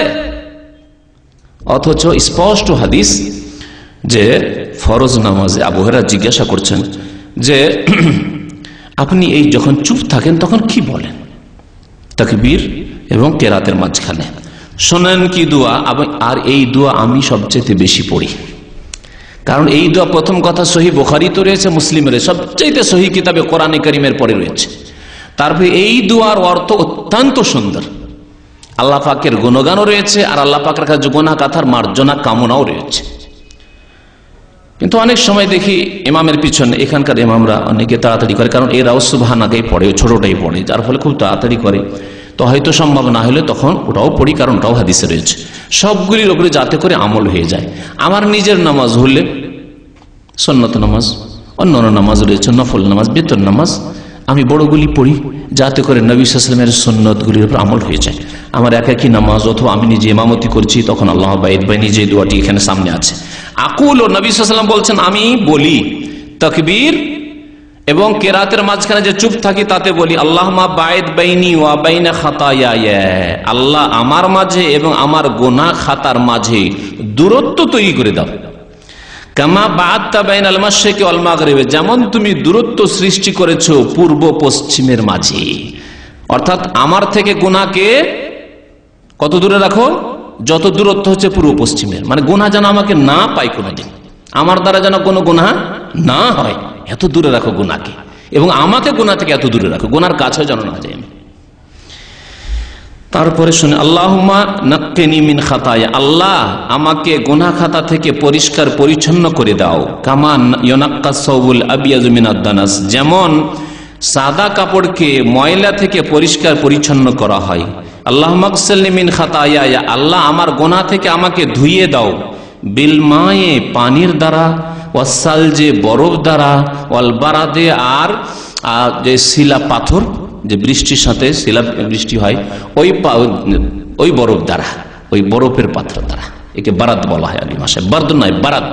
বারাদ মানে হচ্ছে ঠান্ডা, আমাকে বারদ মানে ঠান্ডা লাগছে, আর বারাদ মানে হচ্ছে যে শিলা বৃষ্টি, বৃষ্টির সাথে যে আমাদের দেশে খুব পাথর হয়, ওই পাথর। হাদিস মুত্তাফাকুন আলাইহি, বুখারী মুসলিম শরীফের হাদিস। বলুন তো কেউ কি এই দোয়া পড়েন? কারণ সহিহ হাদিসের রাস্তা দেখানো হয়নি, ঢেকে রেখে দেওয়া হয়েছে, কোনো কিতাবে উল্লেখ করা হয়নি। আর যদি কখনো পেয়ে জানা জিজ্ঞাসা করেন যে হাদিসে তো পাচ্ছি আল্লাহুম্মা বাঈদ বাইনি ওয়া বাইনা খাতায়া, তো বড় বড় আলেম উত্তর দেবে, মুকাল্লিদ আলেম উত্তর দেবে যে আচ্ছা ওগুলো নফলে তাহাজ্জুদে, তাহলে কি করে শিখবেন? হ্যাঁ, না তাহাজ্জুদ পড়েন, আর পড়লেও আর মুখস্থ করার সময় কোথায়? এই অবস্থা না, অবশ্যই মুখস্থ করবেন। তারপরে যে প্রসিদ্ধ যে দোয়াটি পড়ি বা পড়েন অনেকেই, বা আমাদের হানাফি ভাইরা পড়েন, এরকম হাম্বলি ভাইরাও পড়েন, সেটিও শোনাচ্ছি আপনাকে। কিন্তু সেটি রয়েছে আবু দাউদ নাসাইতে।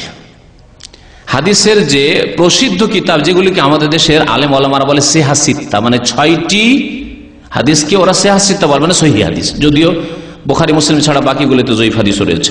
কুতুবুস সিত্তা প্রসিদ্ধ 6টি কিতাব, তার স্তর হচ্ছে এইরকম: বুখারী, মুসলিম, তারপরে আবু দাউদ বা নাসাই, তারপরে তিরমিজি, তারপরে ইবনে মাজাহ।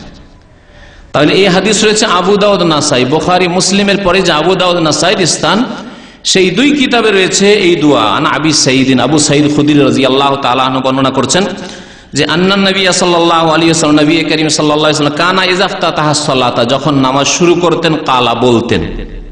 এখানে তো বলা হয়নি যে ফরজ নামাজ না সুন্নত নামাজ, যদি করবে এইটাও নফল নামাজে, তাহলে কোথা থেকে নেবেন? ইযা ইফতাতাহা সালাত, যখন নামাজ শুরু করতেন, কখনো কখনো এটাও ফরজে পড়তেন। কালা বলতেন সুবহানাকা আল্লাহুম্মা ওয়া বিহামদিকা ওয়া তাবারাকা ইসমুকা ওয়া তাআলা জাদ্দুকা ওয়া লা ইলাহা গায়রুকা। এটি মুখস্থ আছে, কিন্তু বাকিগুলি কেন মুখস্থ নেই? আর ইন্নী ওয়াজহাতু মুখস্থ আছে, কিন্তু সঠিক জায়গায় পড়েন না, বিদাতি জায়গায় পড়েন, মুখস্থ থেকেও লাভ হয় না। তাহলে 3টি কমপক্ষে দোয়া শুনলেন। এছাড়াও বেশ কিছু দোয়া আছে যেগুলি নবী করিম সাল্লাল্লাহু আলাইহি ওয়াসাল্লাম বিভিন্ন নামাজে পড়তেন। 7 নম্বর বিষয় হচ্ছে সূরা ফাতিহার বিষয়। নামাজে সূরা ফাতিহা পড়তে হবে, নামাজে সূরা ফাতিহা পড়তে হবে, সূরা ফাতিহা ছাড়া নামাজ হয় না, এই বিষয়ে বলা হয়েছে। হাদিস শুনে আপনাদেরকে। উবাদা ইবনে সামিত রাদিয়াল্লাহু তাআলা আনহু বর্ণনা করেছেন, আন্না রাসূলুল্লাহ সাল্লাল্লাহু আলাইহি ওয়াসাল্লাম কাল, আল্লাহ রাসূল সাল্লাল্লাহু আলাইহি ওয়াসাল্লাম ইরশাদ করেছেন, লা সালাতা লিমান লাম ইয়াকরা বিফাতিহাতিল কিতাব, কোন নামাজ নেই, লা সালাতা কোন নামাজ নেই, লিমান ওই ব্যক্তির, লাম ইয়াকরা পড়ে না, বিফাতিহাতিল কিতাব সূরা ফাতিহা।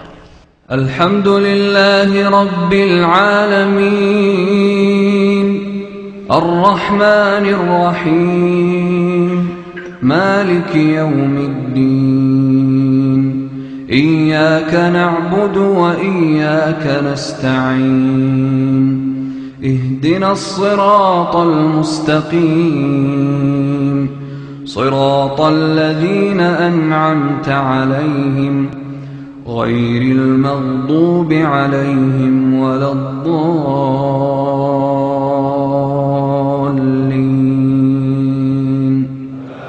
آمين। যে ব্যক্তি সূরা ফাতিহা পড়ে না তার নামাজ হয় না, এই হচ্ছে নবী সাল্লাল্লাহু আলাইহি ওয়াসাল্লাম হাদিস। হাদিস বুখারীতে রয়েছে, মুসলিমে, আবু দাউদে, নাসাই, তিরমিজি, ইবনে মাজাহ, আখরাজাহুল জামা বলা হয় হাদিসটিকে। মুহাদ্দিসিনদের জামাত, সমস্ত মুহাদ্দিসিন এই হাদিসটিকে নিজ নিজ কিতাবে উল্লেখ করেছেন নামাজের অধ্যায়ে। লা সালাতা লিমান লাম ইয়াকরা বিফাতিহাতিল কিতাব, সূরা ফাতিহা ছাড়া নামাজ হয় না।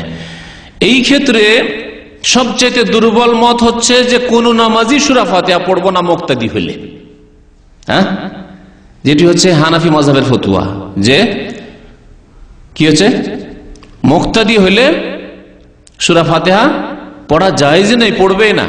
জেহেরি হোক আর সিরি, কোন নামাজে বলার উদ্দেশ্য হচ্ছে জেহেরি হোক আর সিরি হোক। জাহরি মানে যাতে উচ্চস্বরে কেরাত চলছে এবং শুনছি, যেমন মাগরিবের নামাজের প্রথম 2 রাকাত, এশার প্রথম 2 রাকাত, ফজরের 2 রাকাত, এগুলো হচ্ছে জাহরি নামাজ। তাতেও জায়েজ নয় তাদের কাছে। আর সিররি নামাজ এমনকি জোহরেও জায়েজ নয়, আসরেও জায়েজ নয়, মাগরিবের তৃতীয়তে চলবে না, এশার তৃতীয় চতুর্থ রাকাতে চলবে না। সবচাইতে দুর্বল মত হচ্ছে এটি নামাজের ক্ষেত্রে। নামাজ সূরা ফাতিহা ছাড়া হয় না, আর বলছেন না সূরা ফাতিহা পড়া না জায়েজ। কেমন কথা হইল? উল্টো কথা না, একেবারে বিপরীত কথা। আর দুটি মত আছে, তার একটি মত হচ্ছে এর একেবারে বিপরীত। যেমন এতে বলা হয়েছে যে মুক্তাদি তোমার জন্য সূরা ফাতিহা পড়া জায়েজ নয়, সবচেয়ে দুর্বল মত। আর সবচেয়ে এর বিপরীত একটি মত হচ্ছে যে সমস্ত নামাজে সূরা ফাতিহা পড়তে হবে, প্রত্যেক ব্যক্তিকে সূরা ফাতিহা পড়তে হবে, সিররি নামাজ হোক জাহরি নামাজ হোক, হ্যাঁ, ইমাম হোক মুক্তাদি হোক আর একাকী নামাজি হোক। ইমাম শাফি রহমতুল্লাহ আলাইহি এটি মত 4 ইমামের মধ্যে। ইমাম বুখারী রহমতুল্লাহ আলাইহি, যে আমিরুল মুমিনিন ফিল হাদিস, মুহাদ্দিসিনদের শিরোমণি, সবচেয়ে বড় মুহাদ্দিস যিনি, তার এটি মত। এবং তিনি একটি প্রসিদ্ধ কিতাব লিখেছেন, বাংলায় অনুবাদ হয়েছে, ঢাকায় পাওয়া যাচ্ছে, ঢাকা থেকে চেপেছে, এটি সৌদি আরবে ছাপা বই নয়, বাংলা বইটি, হ্যাঁ, জুজউল কিরাত খালফাল ইমাম, আরবিতে কিতাবটির নাম। সর্বোত্তম কিরাত, ইমামের পিছনে সর্বোত্তম কিরাত বলি নামটি বাংলায় দিয়েছে, বইটি পাওয়া যাচ্ছে। ইমাম বুখারী রাহমাতুল্লাহ আলাইহির মত। তবে তিনি বলেছেন যে ওয়ালাদ-দাল্লিনের পরে একটু বিরতি দিবে ইমাম সাহেব, তখন পড়বেন, কিন্তু পড়তে হবে, তার মত। মাঝামাঝি মত শুনেন, দুই দিকে দুটো মত শুনলেন। মাঝামাঝি মত হচ্ছে ইমাম আহমদ বিন হাম্বল, ইমাম মালিক বলছেন যখন শুনবেন তখন শোনাটাই পড়ার বিকল্প, আর যদি না শোনেন তাহলে মুক্তাদি আপনাকে পড়তে হবে, নাহলে নামাজ হবে না। কারণ শুনলেন না আর পড়লেন না। যেমন আমাদের দেশে বিনা মাইকে নামাজ হয়, 2 কাতার পিছনে আর কিছু শোনা যায় না যে ইমাম কি পড়ছে না পড়ছে, তাহলে পড়তে হবে। তারপরে সিরি নামাজ, জোহরের নামাজ, আসর নামাজ, মাগরিবের 3য় রাকাত, এশার 3য় 4র্থ রাকাত, এগুলি সিররি।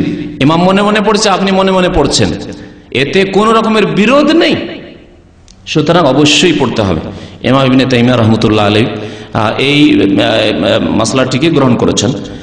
তো সতর্কতা হচ্ছে সূরা ফাতিহা দিয়ে নামাজ পড়া, সূরা ফাতিহা ছাড়া নামাজ পড়া নয়, সূরা ফাতিহা দিয়ে নামাজ পড়া। আজকে যদি সময় থাকতো বেশি তাহলে আমি উল্লেখ করতাম যে হানাফিদের বড় বড় আলেমরা তারা সূরা ফাতিহা পড়তে হবে এ কথা স্বীকার করেছেন। তাদের একটা বড় লিস্ট আছে, কখন ইনশাআল্লাহ সময় সুযোগ হলে শোনাবো, কিন্তু আমাদের প্রয়োজন নেই।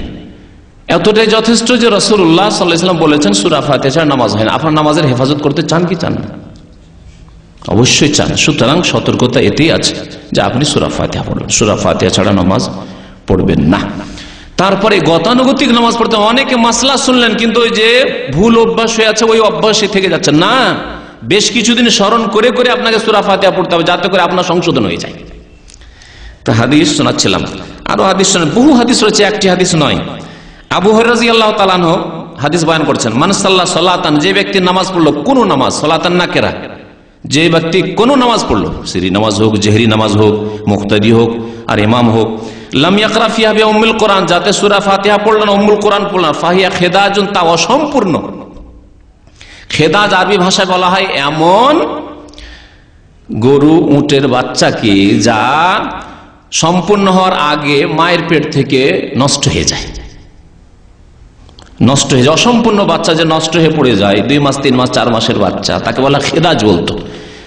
আরবি ভাষা আরবরা বলতো সেই যেমন আখদা জাতির নাকা, কারো স্ত্রীর পেট থেকে যদি অসম্পূর্ণ বাচ্চা নষ্ট হয়ে গেছে কেবল আখদা জাতির নাকা, খেদাজুন। তাহলে ওই বাচ্চা কোনো কাজে আসবে? 4 মাস 5 মাস 6 মাসের বাচ্চা। ওই রকমই যে ব্যক্তি সূরা ফাতিহা নামাজ পড়বে তার এই নামাজ কোনো কাজে আসবে না। এই হচ্ছে হাদিসের অর্থ। সালাসান, তিনবার বললেন নবী সাল্লাল্লাহু আলাইহি ওয়াসাল্লাম, গায়রা তামামিন, অসম্পূর্ণ। তাফসীর করলেন। ফাকিল আলী আবি হুরায়রা, তারপর আবু হুরায়রা বর্ণনাকারী, তাকে জিজ্ঞাসা করা হলো, তার ছাত্র আবু সাইব জিজ্ঞেস করলেন, ইন্না নাকুনু ওয়ারা আল ইমাম, আমরা যে ইমামের পিছনে থাকি মাঝে মাঝে, তাহলে আমরা কি করি, ইমামের পিছনে কি সূরা ফাতিহা পড়ব? শুনেন কি বলছেন। আবু হুরায়রা রাদিয়াল্লাহু তাআলা আনহু, যিনি 5000-এর বেশি হাদিস বর্ণনা করেছেন রাসূলুল্লাহ সাল্লাল্লাহু আলাইহি ওয়াসাল্লাম থেকে, সবচেয়ে বেশি সাহাবায়ে কেরামদের মধ্যে হাদিস তিনি মুখস্থ রেখেছিলেন, তিনি জবাব দিচ্ছেন। তাকে জিজ্ঞাসা করা হলে যে ইমামের পিছনে থাকলে আমরা কি করব, উত্তর দিচ্ছেন, ফাকালা ইকরা বিহা ফি নাফসিকা, ইকরা বিহা ফি নাফসিকা, ইকরা বিহা, তা পড়ে নাও, মানে সূরা ফাতিহা পড়ে নাও, ফি নাফসিকা, তোমার মনে মনে, মনে মনে মানে উচ্চ স্বরে নাই, মনে মনে, আলহামদুলিল্লাহ রাব্বিল আলামিন, এই মনে মনে জবান হিলিয়ে সূরা ফাতিহা পড়ে নাও। এই ছিল সূরা ফাতিহার বিষয়। সূরা ফাতিহা সম্পর্কে আরেকটি হাদিস শুনেন, তিরমিজিতে রয়েছে, উবাদা বিন সামিতের হাদিস। একদিন ফজরের নামাজ পড়লেন রাসূলুল্লাহ সাল্লাল্লাহু আলাইহি ওয়াসাল্লাম, ফাসাকালাত আলাইহিল কিরাআতু, কিরাতটা যেন ভারী ভারী লাগলো, মনে হচ্ছে পিছনে কেউ কেউ পড়ছে, একটু জোরে জোরে পড়ছিল। ফালাম্মান সারাফা, সালাম ফিরলেন, বললেন, ইন্নী আরাকুম তাকরাউনা ওয়ারা ইমামিকুম, আমার মনে হচ্ছে যে তোমরা ইমামের পিছনে কিরাত করো, সূরা পড়ো। কুলনা ইয়া রাসূলুল্লাহ, সাহাবারা বলেন, হে আল্লাহর রাসূল, ই ওয়াল্লাহ, অবশ্যই আমরা সূরা পড়ি ইমামের পিছনে। নবী সাল্লাল্লাহু আলাইহি ওয়াসাল্লাম কি বলেন, ফালা তাফআলু ইল্লা বিউম্মিল কোরআন, ইল্লা বিউম্মিল কোরআন, সূরা ফাতিহা ছাড়া আর কিছু পড়বে না। তাহলে সাহাবায়ে কেরামরা প্রথম দিকে হয়তো সূরা ফাতিহার সাথে অন্যান্য সূরাও পড়তেন, অথবা কেউ জোরে পড়েছেন, একজন পড়ছে আরেকজনের জোরে পড়ে, তো মনে হচ্ছে যে ভারী হয়ে যাচ্ছে, পড়তে পারছি না, এগোতে পারছি না, এরকম হয়। পরীক্ষা করে দেখবেন, একসাথে দুজন তিনজন পড়লে পরে খুব এই বাধা সৃষ্টি হয়, এটাকে বলা হয়েছে যে ভারী মনে হচ্ছে। ফালা তাফআলু ইল্লা বিউম্মিল কোরআন, তোমরা সূরা ফাতিহা ছাড়া অন্য কোন সূরা পড়বে না, কারণ ফাইন্নাহু লা সালাতা লিমান লাম ইয়াকরা বিহা, কারণ যে ব্যক্তি সূরা ফাতিহা পড়ে না তার নামাজ হয় না। তাহলে সূরা ফাতিহা পড়তে হবে, তিরমিজির হাদিস। এখন আসুন আমিনের বিষয়, 8 নম্বর বিষয়। আমিন জোরে বলতে হবে না আস্তে বলতে হবে? আস্তে বলার হাদিস যঈফ, দুর্বল, আর জোরে বলার হাদিস হচ্ছে সহিহ। নবী সাল্লাল্লাহু আলাইহি ওয়াসাল্লামের সাহাবারা জোরে আমিন বলতেন। ইমাম বুখারী অধ্যায় কায়েম করেছেন, অধ্যায় নম্বর 111, বলছেন বাবু জাহরিল ইমাম বিত তামিন। এই অধ্যায় হচ্ছে যে ইমামও আমিন জোরে বলবে। মক্কাতুল মুকাররমায়, মসজিদে হারামে আর মদিনা মসজিদ নববীতে দেখেন তো ইমামরা আমিন শুনেন না, বাইরে থেকে শুনতে পাচ্ছেন, কারণ মাইকে আওয়াজ পৌঁছে যাচ্ছে। আমিন যে ইমাম বলছেন, ইমামের আমিনও শোনা যাচ্ছে। তো ইমাম জোরে আমিন বলবে আর মুক্তাদিরও জোরে আমিন বলবে। কালা আতা, প্রখ্যাত তাবি আতা বলছেন, আমিন দুআউন, আমিন হচ্ছে দোয়া। আমিন মানে আল্লাহ কবুল করো, এই যে দোয়া করা হলো সূরা ফাতিহা, আল্লাহ তুমি কবুল করো। তারপরে বর্ণনা করেছেন একটি সাহাবীর আমল, প্রখ্যাত সাহাবী এবং মক্কাতুল মুকাররমা জাজিরার খলিফা হয়েছিলেন আব্দুল্লাহ বিন জুবাইর রাদিয়াল্লাহু তাআলা আনহুমা, এবং তিনি আসমা বিনতে আবি বকর, আবু বকরের মেয়ে যে আসমা রাদিয়াল্লাহু তাআলা আনহুম ছিলেন, আসমার ছেলে আব্দুল্লাহ বিন জুবাইর। বলছেন আম্মানা ইবনু জুবাইর ওমান ওয়ারাআহু, ইবনু জুবাইর রাদিয়াল্লাহু তাআলা আনহুমা এবং তার পিছনের মুক্তাদিরা সবাই আমিন এত জোরে বললেন, হাত্তা ইন্না লিল মসজিদি লালাজ্জাতান, মসজিদ বেজে উঠল, মসজিদ বেজে উঠল আস্তে আমিন বলে। কোনদিন দেখছেন পাকা মসজিদ, বাইতুল মুকাররম মসজিদ কোনদিন বেজেছে? কোনদিন আওয়াজ শুনেছেন? না। 10,000 20,000 মুসল্লি নামাজ পড়ছে, তারপরেও মুকাল্লিদ ভাইদের মসজিদে আমিনের আওয়াজ পাওয়া যায় না। আর তখনকার কাঁচা মসজিদ, 1400 বছর আগের মসজিদ, কাঁচা মসজিদ, পাকা মসজিদের মসজিদ বেজে উঠেছে। আব্দুল্লাহ বিন জুবাইর রাদিয়াল্লাহু তাআলা আনহুমা এবং সাহাবায়ে কেরামরা, তাবেঈনরা তার পিছনে যখন আমিন বলেছিলেন। ওয়া কানা আবু হুরায়রা, আবু হুরায়রা রাদিয়াল্লাহু তাআলা বলতেন, ইউনাদিল ইমাম, ইমামকে বলতেন, লা তাফুতনি বি আমিন, আমার আমিন যাতে না ছুটে যায়, মানে আমিন আপনি বলবেন, আমি যাতে আমিন বলতে পাই। ওয়ালাদ-দাল্লিন না বলে তাড়াতাড়ি করে কেরাত শুরু করিয়ে দিন, আমিন বলতে দিয়ে নাও। সাহাবায়ে কেরাম এত আমিন গুরুত্বের সাথে বলতেন। বুখারী শরীফে এগুলি কথা রয়েছে। ওয়া কালা নাফে, নাফে তাবেঈ বলছেন, কানা ইবনে ওমর লা ইয়াদাহু, আব্দুল্লাহ বিন ওমর রাদিয়াল্লাহু তাআলা আনহুমা কখনো ছাড়তেন না এবং মানুষকে উৎসাহিত করতেন। ওয়া সামি'তু মিনহু ফি যালিকা খায়রান, খুব ভালো ভালো কথা তার কাছ থেকে শুনেছি আমিনের ফজিলত সম্পর্কে। আমিন সম্পর্কে নবী সাল্লাল্লাহু আলাইহি ওয়াসাল্লাম যে ফজিলত বয়ান করেছেন, ইজা আম্মানাল ইমামু ফাআমিনু, যখন ইমাম আমিন বলবে তখন তোমরাও আমিন বলো। তাহলে ইমাম যদি জোরে না বলে তাহলে কখন আমিন বললো ইমামের আগে বললাম না পরে বললাম না সাথে হয়ে গেল, কেমন করে বুঝবেন? বোঝা যাবে? ইজাম্মানা, যখন ইমাম আমিন বলছে তোমরা আমিন বলো। ফাইন্নাহু মান ওয়াফাকা তামিনুহু তামিনাল মালায়েকা, ফেরেশতারা আমিন বলে। অন্য হাদিসে রয়েছে ফাইনাল মালায়েকাতু ইয়ামিনুন, ফেরেশতাগণ আমিন বলেন, যারা হাজির ফেরেশতারা উপস্থিত ফেরেশতা রয়েছেন মসজিদে। আর যদি ওই সময় তোমার আমিন ইমামের আমিন ফেরেশতার আমিন এক হয়ে যায়, অনুকূলে হয়ে যাবে, একসাথে সবাই আমিন, গফিরা লাহু মা তাকাদ্দামা মিন যামবিহি, তাহলে অতীতের গুনাহ খাতা মুসল্লিদের মাফ হয়ে যাবে। এইভাবে আমিনের ফজিলত বয়ান করেছেন নবী সাল্লাল্লাহু আলাইহি ওয়াসাল্লাম। একটি হাদিসে বলেছেন যে আমিনের সবচেয়ে বেশি হিংসা করে ইহুদিরা। ইহুদি যদি আমিন শুনে তো গায়ের জ্বালা হয়ে যায় তাদের। মদিনায় ইহুদি কিছু বাস করত, সাহাবায়ে কেরাম আমিন বলতেন নামাজে, সবচেয়ে বড় জ্বালা হইতো ইহুদিদের, যারে এদের দোয়া কবুল হয়ে যাবে। হ্যাঁ, ইহদিনাস সিরাতাল মুস্তাকিম সিরাতাল্লাযীনা আনআমতা আলাইহিম গায়রিল মাগদুবি আলাইহিম, ইহুদি ওয়ালাদ-দাল্লিন খ্রিস্টান নাসারা, আল্লাহ এসব পথ দেখানো, সিরাতে মুস্তাকিম মুমিন মুমিনাতের পথ দেখাও। এই দোয়া কষ্ট হবে না ইহুদিকে? আর সবাই মুমিন বলছেন আমিন। সবচেয়ে বেশি তোমাদের হিংসা করে ইহুদিরা তোমাদের আমিনের উপর। সুতরাং আমিন জোরে বলতে হবে, যখন জোরে কেরাত হবে। হ্যাঁ, মনে মনে কেরাত আপনি মনে মনে পাঠ করছেন, যখন জোহরের নামাজ তখন মনে মনে আমিন বলবেন, তখন আমিন বলবেন, কিন্তু মনে মনে বলবেন। এই হচ্ছে সুন্নাত। আর একটি হাদিস রয়েছে, আবু দাউদে রয়েছে হাদিসটি, যেখানে রয়েছে রাফা বিহা সাউতাহু, আর দারকুতনিতে রয়েছে যেখানে রয়েছে মাদ্দা বিহা সাউতাহু। ওয়াইল বিন হুজর রাদিয়াল্লাহু তাআলা আনহু বর্ণনা করেছেন, সাল্লাইতু খালফা রাসূলিল্লাহ, আমি আল্লাহ রাসূল সাল্লাল্লাহু আলাইহি ওয়াসাল্লামের পিছনে নামাজ পড়লাম। ফালাম্মা কালা ওয়ালাদ-দাল্লিন, যখন ওয়ালাদ-দাল্লিন বললেন কালা আমিন, নবী সাল্লাল্লাহু আলাইহি ওয়াসাল্লাম বললেন আমিন। আর আমিন আসতে মাদ্দা বিহা সাউতাহু, মাদ্দা মানে টান দাও, আওয়াজ টান দিয়ে আওয়াজ, আমিন টেনে বললেন, তাহলে আমিন টানতে হবে, উচ্চস্বরে বলতে হবে। মাদ্দা বিহা সাউতাহু, দারকুতনি প্রথম খণ্ড 335 পৃষ্ঠাে রয়েছে। এখন আসুন রফুল ইয়াদাইন। আমিনের মাসলা হলো 9 নম্বর মাসলা হচ্ছে রফুল ইয়াদাইনের, মানে হাত তোলা। যদিও একটা হাদিসের তরজমাতে চলে আসছে রফুল ইয়াদাইন কয় জায়গায় করতে হবে বলেছি। তাকবীরে তাহরিমাই করতে হবে, এটাতে সবার একমত রয়েছে, ইত্তেফাক রয়েছে। আল্লাহু আকবার। রুকুতে যাওয়ার সময় করতে হবে 2 নম্বর, রুকু থেকে ওঠার সময় করতে হবে সামি আল্লাহু লিমান হামিদা রব্বানা ওয়া লাকাল হামদ তৃতীয় জায়গায়। আর 3 রাকাত অথবা 4 রাকাত বিশিষ্ট নামাজে প্রথম তাশাহুদ থেকে যখন উঠবেন আল্লাহু আকবার দিয়ে, তখন বলবেন, তখন কি করবেন? আবার রফুল ইয়াদাইন করবেন। এই 2-1টি হাদিস শোনে, হাদিস এই মর্মে অনেকগুলি রয়েছে।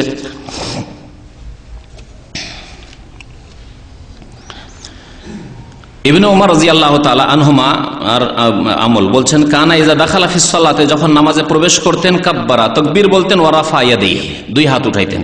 ওয়া ইজা রাকা, যখন রুকুতে যেতেন রাফা ইয়াদাইহি, তখন রাফা ইয়াদাইন করতেন 2টি। ওয়া ইজা কালা সামি আল্লাহু লিমান হামিদা, যখন সামি আল্লাহু লিমান হামিদা রব্বানা ওয়া লাকাল হামদ বলতেন রাফা ইয়াদাইহি, তখনও কি করতেন? রফুল ইয়াদাইন করতেন। ওয়া ইজা কামা মিনার রাকাতাইনি রাফা ইয়াদাইহি, আর 2 রাকাত পড়ে, 3 রাকাত নামাজে যেমন মাগরিবের নামাজ, হ্যাঁ ওই রকমই 4 রাকাত বিশিষ্ট নামাজ, যখন প্রথম তাশাহুদ পড়ে উঠতেন 2 রাকাত নামাজ পড়ে রাফা ইয়াদাইহি, তখনও 2 হাত উত্তোলন করতেন, রফুল ইয়াদাইন করতেন। ওয়া রাফা যালিকা ইবনে উমর ইলা নবিয়্লাহ সাল্লাল্লাহু আলাইহি ওয়াসাল্লাম, বললেন যে এটি নবী করিম সাল্লাল্লাহু আলাইহি ওয়াসাল্লামের আমল ছিল। নবী সাল্লাল্লাহু আলাইহি ওয়াসাল্লামের নামাজ এইরকম ছিল, 4 জায়গায় রাফা ইয়াদান করে। সহিহ বুখারীতে হাদিস রয়েছে। সহিহ বুখারীতে আরেকটি হাদিস রয়েছে, তিনি বর্ণনা করেছেন আব্দুল্লাহ বিন উমর রাদিয়াল্লাহু তাআলা আনহুমা, ইযা কামা ইলা সালাতে, বলছে রাআইতু রাসূলুল্লাহ সাল্লাল্লাহু আলাইহি ওয়াসাল্লাম, আমি আল্লাহ রাসূল সাল্লাল্লাহু আলাইহি ওয়াসাল্লামকে দেখেছি, ইযা কামা ইলা সালাতে, যখন নামাজে দাঁড়াতেন, ইযা কামা ফিস সালাতে রাফা ইয়াদাই হাত্তা ইয়াকুনা হাযওয়া মানকাবাইহি, 2 হাত উঠাইতেন, রফুল ইয়াদাইন করতেন কাঁধ পর্যন্ত, এই যে মানকাবি পর্যন্ত। ওয়া কানা ইয়াফআলু যালিকা হিনা ইউকাব্বিরু লিরুকু, রুকুর জন্য যখন তাকবীর বলতেন তখনও করতেন। ওয়া ইয়াফআলু যালিকা ইযা রাফা রাসা মিনার রুকু, রুকু থেকে যখন মাথা উঠাইতেন তখনও করতেন। ওয়া ইয়াকুলু সামি আল্লাহু লিমান হামিদা ওয়া লা ইয়াফআলু যালিকা ফিস সুজুদে, সিজদায় গিয়ে বা 2 সিজদার মাঝখানে রফুল ইয়াদাইন করতেন না। মুত্তাফাকুন আলাইহি, বুখারী মুসলিম শরীফের হাদিস। তো এই ছিল রফুল ইয়াদাইন সম্পর্কে। আরেকটি মাসলা রয়েছে, যে মাসলার দলিল জানার প্রয়োজন রয়েছে, তা হচ্ছে রুকু থেকে সেজদা যাওয়ার সময়, রুকু থেকে উঠলেন, ওঠার পরে সেজদায় যাওয়ার সময় আগে হাত রাখবেন না হাঁটু রাখবেন, মাসলা বলেছি। কিন্তু এই ক্ষেত্রে উত্তম হচ্ছে এবং সহিহ সুন্নাত মোতাবেক আমল হচ্ছে আগে হাত রাখা। যদি আমি ইবনে তাইমিয়া রাহমাতুল্লাহ আলাইহি বলেছেন যে দুটোই জায়েজ রয়েছে, উত্তম মনোত্তমের প্রশ্ন। তবে সহিহ হাদিসটি শোনায় যে নবী সাল্লাল্লাহু আলাইহি ওয়াসাল্লাম কি বলেছেন। আবু হুরায়রা রাদিয়াল্লাহু তাআলা আনহু বর্ণনা করেছেন, ক্বালা রাসূলুল্লাহ সাল্লাল্লাহু আলাইহি ওয়াসাল্লাম, আল্লাহ রাসূল সাল্লাল্লাহু আলাইহি ওয়াসাল্লাম বলেছেন, ইযা সাজাদা আহাদুকুম, তোমাদের কেউ যখন সিজদা করবে, ফালা ইয়াবরুক কামা ইয়াবরুকুল বাইর, যেন না বসে কার মতো? উট। ফালায়াবরক, বসবে না। কামায়াবরকুল বাইর, যেমন উট বসে। উটের বসা বসবে না। উট কেমন করে বসে? এখন হচ্ছে প্রশ্ন, উটের হাঁটু কোথায়? আমাদের হাঁটু, হাঁটু তো বুঝতে পারছেন, আমাদের হাঁটু পায়ে আছে, হাতে তো আর হাঁটু নেই। মানুষের যেহেতু হাত আছে আর পা আছে, কিন্তু উটের যেহেতু চার পা, চার পায়ের কোন পায়ে হাঁটু আছে? পিছের পায়ে না সামনের পায়ে? হাঁটু কিন্তু সামনের পায়ে। হাঁটু পেড়ে বসে, বসে না? প্রথম যখন উট বসে হাঁটুটা পেড়ে দেয়, পায়ের হাঁটুটা পেড়ে দেয় সামনের পায়ে, তারপরে বসে। এরকম করে বসে না, মানে পেছন দিকে আগে চলে না, সামনের দিকে আগে হাঁটু পেড়ে দিয়ে তারপরে বসে। নবী সাল্লাল্লাহু আলাইহি ওয়াসাল্লাম কি বললেন? ফালায়াবরুক কামায়াবরুকুল বাইর, বসবে না যেইভাবে উট বসে, তার মানে হাঁটু রাখবে না। এই হাদিসের ব্যাখ্যা হচ্ছে হাঁটু রাখবে না। তার ব্যাখ্যাও করে দেওয়া হচ্ছে তারপরে হচ্ছে ওয়াল ইয়াদা ইয়াদাইহি ক্বাবলা রুকবাতাইহি, এবং দুই হাত যেন রাখে ক্বাবলা রুকবাতাইহি, হাঁটুর আগে। হাঁটুর পূর্বে, দুই হাঁটুর পূর্বে কি রাখবে? দুই হাত। ওয়াল ইয়াদা, অবশ্যই যেন রাখে, ইয়াদাইহি, দুই হাত, ক্বাবলা রুকবাতাইহি, দুই হাঁটুর পূর্বে। আল্লামা আলবানী রহমতুল্লাহ আলাইহি বলছেন হাদিসটি সহিহ। এই হাদিস স্পষ্ট করে আগে হাত রাখা হচ্ছে সুন্নাত। আরেকটি হাদিস আছে এর বিপরীত, যেটি যে ভাইয়েরা আগে হাঁটু রাখে তারা পেশ করে। হাদিসটি শুনিয়ে দিই। ওয়াইল বিন হুজর রাদিয়াল্লাহু তাআলা বলেন, আগের হাদিসটা আবু হুরায়রা রাদিয়াল্লাহু তাআলা বর্ণনা করেছেন, এটি ওয়াইল বিন হুজর। কাল রাআইতুন নবী সাল্লাল্লাহু আলাইহি ওয়াসাল্লাম, নবী সাল্লাল্লাহু আলাইহি ওয়াসাল্লাম আমি দেখেছি, ইজা সাজাদা, যখন সিজদায় গেলেন, ওয়াজা রুকবাতাইহি ক্বাবলা ইয়াদাইহি, হাঁটু রাখলেন হাতের পূর্বে। হাঁটু রাখলেন হাতের পূর্বে, হাঁটু রাখলেন। তাহলে কি বোঝা গেল? আগের হাদিসটি ছিল নবী সাল্লাল্লাহু আলাইহি ওয়াসাল্লামের আদেশ, বচন, হুকুম, আর এটি হচ্ছে নবী সাল্লাল্লাহু আলাইহি ওয়াসাল্লামের আমল, কর্ম। এক, মনে রাখবেন এই পয়েন্টটি। যখন উঠতেন রাফা ইয়াদাইহি ক্বাবলা রুকবাতাইহি, তখন হাত উঠিয়ে নিতেন ক্বাবলা রুকবাতাইহি। আল্লামা আলবানী বলছেন যায়িফুন, হাদিসটি যায়িফ। ইবনে মাজাহ 882 নম্বর, যায়িফ ইবনে মাজাহ, এগুলি বাংলায় অনুবাদ হচ্ছে, ঢাকায় পাওয়া যাচ্ছে। তো তাতে তিনি বলেছেন হাদিসটি যায়িফ। তো এই ছিল হাদিস, যে হাদিসটি পেশ করে তারা বলে যে আগে হাঁটু রাখতে হবে। তো এখন শোনেন দুটি বিষয়। একটি বিষয় হচ্ছে যে নবী সাল্লাল্লাহু আলাইহি ওয়াসাল্লামের রাখার যে আমলটির কথা উল্লেখ করলেন ওয়াইল বিন হুজর, সেই হাদিসটি যায়িফ, দুর্বল। আর হাত রাখার হাদিসটি আগে যেটিতে রয়েছে সেটা হচ্ছে সহিহ। তাহলে সহিহ আর যায়িফে যদি বিরোধ হয়, তাহলে কোনটাকে নিতে হবে? সহিহ নিতে হবে। এক। দুই নম্বর, আরেকটি মুহাদ্দিসিনদের নীতিমালা, কায়দা রয়েছে যে নবী সাল্লাল্লাহু আলাইহি ওয়াসাল্লামের কর্ম আর বচনে যদি বিরোধ হয়, তাহলে কোনটিকে নিতে হবে? হুকুম, আদেশ, বচনটিকে নিতে হবে। যেমন আল্লাহ পাকের হুকুম, রাসূলুল্লাহ সাল্লাল্লাহু আলাইহি ওয়াসাল্লাম হুকুম যে আমরা কয়টা বিয়ে করতে পারি? 4টা। নবী সাল্লাল্লাহু আলাইহি ওয়াসাল্লাম কয়টা করেছেন? এক জামানে একসাথে 9টা। এমনি তো ইন্তেকাল করে বা তালাক দিয়ে তা আপনিও 100-200টা করেন না কেন? কিন্তু একসাথে কটা রাখতে পারেন আপনি? মুসলিম 4টার বেশি রাখতে পারেন না। যদি 4-এর বেশি কেউ করে, সে মুরতাদ, কাফের হয়ে যাবে, মুসলমান থাকবে না। কারণ কোরআন সে অস্বীকার করলো। আল্লাহ পাক কোরআনে বলেছেন রোবা, 4-এর বেশি নয়। নবী সাল্লাল্লাহু আলাইহি ওয়াসাল্লাম 9টি করেছেন। তার নবী সাল্লাল্লাহু আলাইহি ওয়াসাল্লাম আমল হচ্ছে 9টি, আর বচন হচ্ছে কোরআন হাদিসের 4টি। কোনটার উপর আমল করবেন? 4টি। ওই রকমই এখানে নবী সাল্লাল্লাহু আলাইহি ওয়াসাল্লাম আমল হচ্ছে, যদি শহীদ হইলেও নেওয়া হয় কিছুক্ষণের জন্য, তাহলে নবী সাল্লাল্লাহু আলাইহি ওয়াসাল্লাম আমল হচ্ছে আগে হাঁটু রাখা, আর হুকুম করেছেন হাত রাখার। তাহলে হাত রাখাকে প্রাধান্য দিতে হবে। হতে পারে নবী সাল্লাল্লাহু আলাইহি ওয়াসাল্লাম বয়স বেশি হয়ে যাওয়ার পরে, অথবা কখনো অসুবিধায় পা রেখেছেন আগে, তারপর হাত রেখেছেন। আমি আমল করতে গিয়ে অনেক সময় পা রাখি, অনেক সময় পা রাখি, কিন্তু সেটা কি আমার আমলটা ধরবেন না আমার বচন ধরবেন? কারণ হতে পারে আমার কোনো ওজর থাকতে পারে, অসুস্থ থাকতে পারে, পা রাখতে গিয়ে অনেক সময় অসুবিধা, পায়ে ব্যথা আছে হয়তো, সেটা আপনার জন্য দলিল নাই। বয়স্ক মানুষদের জন্য সুবিধা, সুবিধা আগে হাঁটু রাখা, হাত রাখাই সুবিধা। উঠার ক্ষেত্রে হাঁটু আগে উঠে হাতে ভর দিলে অসুবিধা, কিন্তু যদি হাঁটু দিয়ে উঠতে আগে হাত উঠিয়ে নেয় তো কষ্টকর বয়স্ক লোকের জন্য। তো নবী সাল্লাল্লাহু আলাইহি ওয়াসাল্লামের আমলে বিভিন্ন রকমের সম্ভাবনা থাকতে পারে। এক কথায় নবী সাল্লাল্লাহু আলাইহি ওয়াসাল্লামের হুকুম যেটা সহিহ হাদিস, সেটা হচ্ছে যে আগে হাত রাখা, এই জন্য সেটি উত্তম। আর দুই একটি বিষয় বলি শুধু। একটি বিষয় হচ্ছে বসার ক্ষেত্রে, আত্তাহিয়াতে বসার ক্ষেত্রে হানাফি ভাইরা প্রথম তাশাহুদে হোক আর দ্বিতীয় তাশাহুদে হোক, হ্যাঁ, একই রকম বসে, অর্থাৎ বাম পা বিছিয়ে দিয়ে তার উপর পাছাটা রেখে বসে, যেটাকে ইফতেরাশ বলা হয়েছে হাদিস ভাষায়। ইফতেরাশ মানে বিছানা বিছিয়ে দিয়ে, বাম পাকে বিছিয়ে দিয়ে আর ডান পাকে খাড়া করে দিয়ে বসে যাওয়া, এটাকে ইফতেরাশ বলা হয়েছে। প্রথম তাশাহুদে এরকম করে, দ্বিতীয় তাশাহুদে এরকম করে। কিন্তু সহিহ হাদিসের আলোকে নবী সাল্লাল্লাহু আলাইহি ওয়াসাল্লাম যেটা আমল ছিল যে না, প্রথম তাশাহুদে এরকম বসবেন, বাম পায়ে ভর দিয়ে আর ডান পা খাড়া করে বসবেন। কিন্তু দ্বিতীয় তাশাহুদে, মাগরিবের নামাজ দ্বিতীয় তাশাহুদে রয়েছে, এশার নামাজ দ্বিতীয় তাশাহুদে রয়েছে, এইরকমই কোন নামাজ 4 রাকাত পড়ছেন আপনি, হয়তো সুন্নত নামাজ একসাথে 4 রাকাত, এক সালামে 4 রাকাত পড়ছেন, তাহলে এই সব নামাজে শেষ তাশাহুদে কি করে বসতে হবে? একে বলা হয় তাওয়াররুক বলা হয়। তাওয়াররুক মানে পাছাকে জমিনে রেখে আর বাম পাকে ডান দিকে বের করে দিয়ে।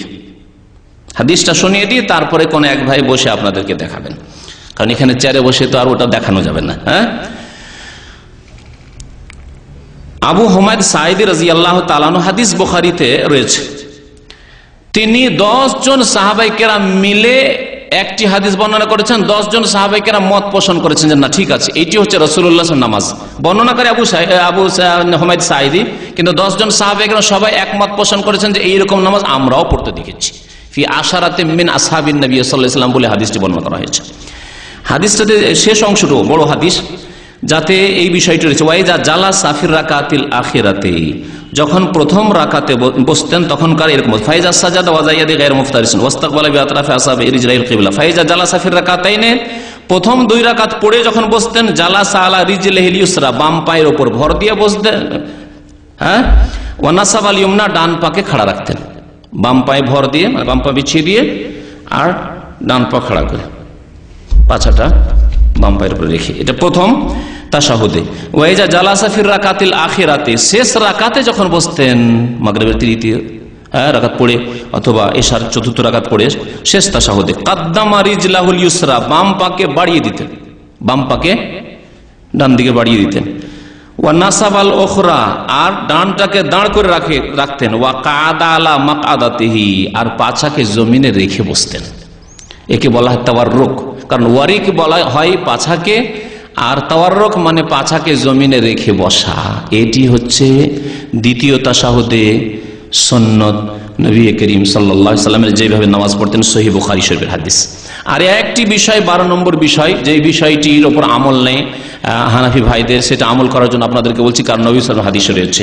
তা হচ্ছে যে দুআয়ে মাসুরাই, আত্তাহিয়াত পড়লেন, দুরুদ ইব্রাহিমি পড়লেন, তারপরে একটি মাত্র দুআয়ে মাসুরা মুখস্থ আছে, তাই না? আল্লাহুম্মা ইন্নী যালামতু নাফসি যুলমান কাসীরা। আর নবী সাল্লাল্লাহু আলাইহি ওয়াসাল্লাম যে আদেশ করেছেন, সারা জীবন প্রত্যেক নামাজে পড়েছেন, সেই দোয়াটি আপনারা অধিকাংশ মানুষ পড়েন না, হানাফি ভাইরা পড়েন না। আমল কি পরিবর্তন করতে হবে না? সংশোধন কি করতে হবে না? অবশ্যই। জানা ছিল না, ভালো কথা, জানা ছিল না, জেনেছেন, অবশ্যই সংশোধন করতে হবে। শোনেন হাদিস এই ক্ষেত্রে। আবু হুরায়রা রাদিয়াল্লাহু তাআলা আনহু বর্ণনা করছেন, কাল কানা রাসূলুল্লাহ সাল্লাল্লাহু আলাইহি ওয়াসাল্লাম ইয়াদউ, রাসূলুল্লাহ সাল্লাল্লাহু আলাইহি ওয়াসাল্লাম দোয়া করতেন, আল্লাহুম্মা ইন্নী আউযু বিকা মিন আযাবিল কবরি ওয়া মিন আযাবিন নারি ওয়া মিন ফিতনাতিল মাহইয়া ওয়াল মামাত ওয়া মিন ফিতনাতিল মাসিহিদ দাজ্জাল। বুখারী মুসলিমের মুত্তাফাক আলাইহি হাদিস। এটা দোয়া করতেন, নামাজের মধ্যে দোয়া ছিল, আগের হাদিস আসছে। আন আবি হুরায়রা, আবু হুরায়রা রাদিয়াল্লাহু তাআলা আনহু বর্ণনা করছেন, ইয়াকুল কালা রাসূলুল্লাহ সাল্লাল্লাহু আলাইহি ওয়াসাল্লাম, আল্লাহ রাসূল সাল্লাল্লাহু আলাইহি ওয়াসাল্লাম বলেছেন, ইযা ফারাগা আহাদুকুম মিনাত তাশাহুদিল আখিরি, তোমাদের যে কেউ যখন শেষ তাশাহুদ শেষ করবে, আত্তাহিয়াত শেষ হইল, দুরুদ ইব্রাহিমি শেষ হইল, ফালিয়াতাআওয়াজ বিল্লাহি মিন আরবা, 4টি বিষয় থেকে আল্লাহর কাছে আশ্রয় চেয়ে নাও, পানাহ চেয়ে নাও, আল্লাহর কাছে পানাহ চাও, আশ্রয় চাও। মিন আযাবে জাহান্নাম, বলো আল্লাহুম্মা ইন্নী আউযু বিকা মিন আযাবে জাহান্নাম ওয়া মিন আযাবিল কবরি ওয়া মিন ফিতনাতিল মাহইয়া ওয়াল মামাত ওয়া মিন শাররিল মাসিহিদ দাজ্জাল ওয়া মিন ফিতনাতিল মাসিহিদ দাজ্জাল। বিভিন্ন শব্দ দিয়ে এসেছে, 4টি থেকে পানাহ চেয়েছেন। আরেকটি riwayate আরেকটু বাড়তি আছে 5 নম্বরে, অমিনাল মাসামি ওয়াল মাগরাম, আল্লাহ গুনাহ থেকে এবং ঋণ থেকে। তাহলে গুনাহ আর ঋণ যদি আলাদা আলাদা ধরি তো 6টি বিষয় হয়ে যায়। মশহুর হচ্ছে এই 4টি। তো এই দোয়া নবী সাল্লাল্লাহু আলাইহি ওয়াসাল্লাম পড়েছেন আর ফালিয়াত আওয়াজ আদেশও করেছেন পড়তে। ফালিয়াত আওয়াজ, তোমরা 4টি জিনিস থেকে তাশাহুদের শেষে কি করবে? পানাহ চেয়ে নেবে। আদেশ করলেন রাসূলুল্লাহ সাল্লাল্লাহু আলাইহি ওয়াসাল্লাম নামাজে, আর এই আদেশ পালন সারা জীবন করলেন না। কেমন নামাজ পড়লেন তাহলে? এজন্য আল্লামা নাসিরুদ্দিন আলবানী তার নবী সাল্লাল্লাহু আলাইহি ওয়াসাল্লামের যে নামাজ বাংলায় ছেপেছে বইটি, তাতে বলেছেন যে এই 4টি জিনিস থেকে পানা চাওয়া ওয়াজিব। 4টি জিনিস থেকে পানা চাওয়া ওয়াজিব। আল্লাহ পাক রব্বুল আলামিন যেন আমাদেরকে সহিহ হাদিস মোতাবেক নামাজ আদায় করার তৌফিক দান করেন। আল্লাহ পাক আমাদের যেন গুনাহ খাতা মাফ করে দেন, আমাদেরকে নেক আমলের তৌফিক দান করেন। আল্লাহ পাক আমাদের গোড়ামি যেন শেষ করে দেন। আল্লাহ পাক আমাদেরকে যেন হক পর্যন্ত, সত্য পর্যন্ত পৌঁছার তৌফিক দান করেন।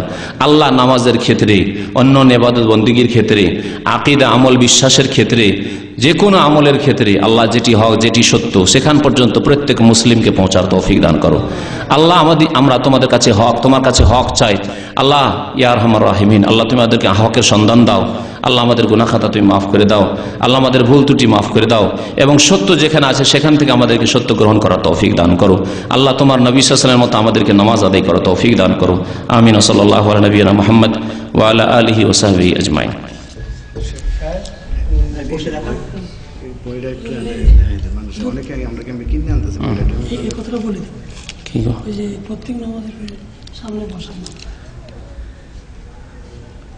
প্রত্যেক নামাজের পরে ইমামকে মুক্তাদির দিকে ঘুরে বসা, হ্যাঁ হ্যাঁ, এ একটি বিষয়। হানাফি ইমাম সাহেবরা সুন্নতের খেলাফে এখানে আরেকটি কাজ করে কি, একটু কাত হয়ে বসবে, সোজা হয়ে বসেন, একটু কাত হয়, একটু কাত হয়, সামান্য একটু কাত হবে ডান দিকে। এর মধ্যে আবার ওদের যারা বেরলবি, তাদের এক শিরকি আকীদা ঢুকানো আছে। আটরসি মাইজ ভান্ডারি, যারা নিজেদেরকে সুন্নি আহলে সুন্নাত বলে, কিন্তু ওরা ওই কবর মাজার পূজা করে। ইন্ডিয়া বাংলাদেশে বেরলবি রেজবি যারা, তাদের ইমামরা ডান দিকে একটু কাত হয় আর বলে যে নামাজের কিবলা ছিল কাবা, আর মোনাজাতের কিবলা হচ্ছে গৌসুল আজম বড় পীর, ইরাক। তাহলে যদি ভারত বাংলাদেশ থেকে একটু ডান দিকে কাত হন, তাহলে কিবলা কি হবে মোনাজাতে? বাগদাদ শরীফ, আব্দুল কাদের জিলানীর মাজার। এই শিরকি আকীদা নিয়ে মোনাজাত শুরু করে।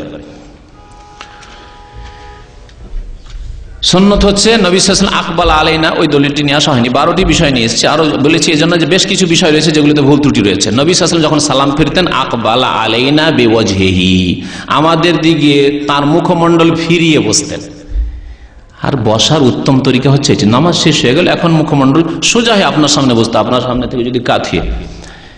আমরা মাঝে মাঝে কাজে ব্যস্ত থাকি, কম্পিউটারে কাজ করি, একটা লোক দেখা করতে এসছে আর কম্পিউটারের কাজই যদি করতে থাকি, শুনছি ওর কথা, কিন্তু কাঁথিয়ে, মাইন্ড করে না?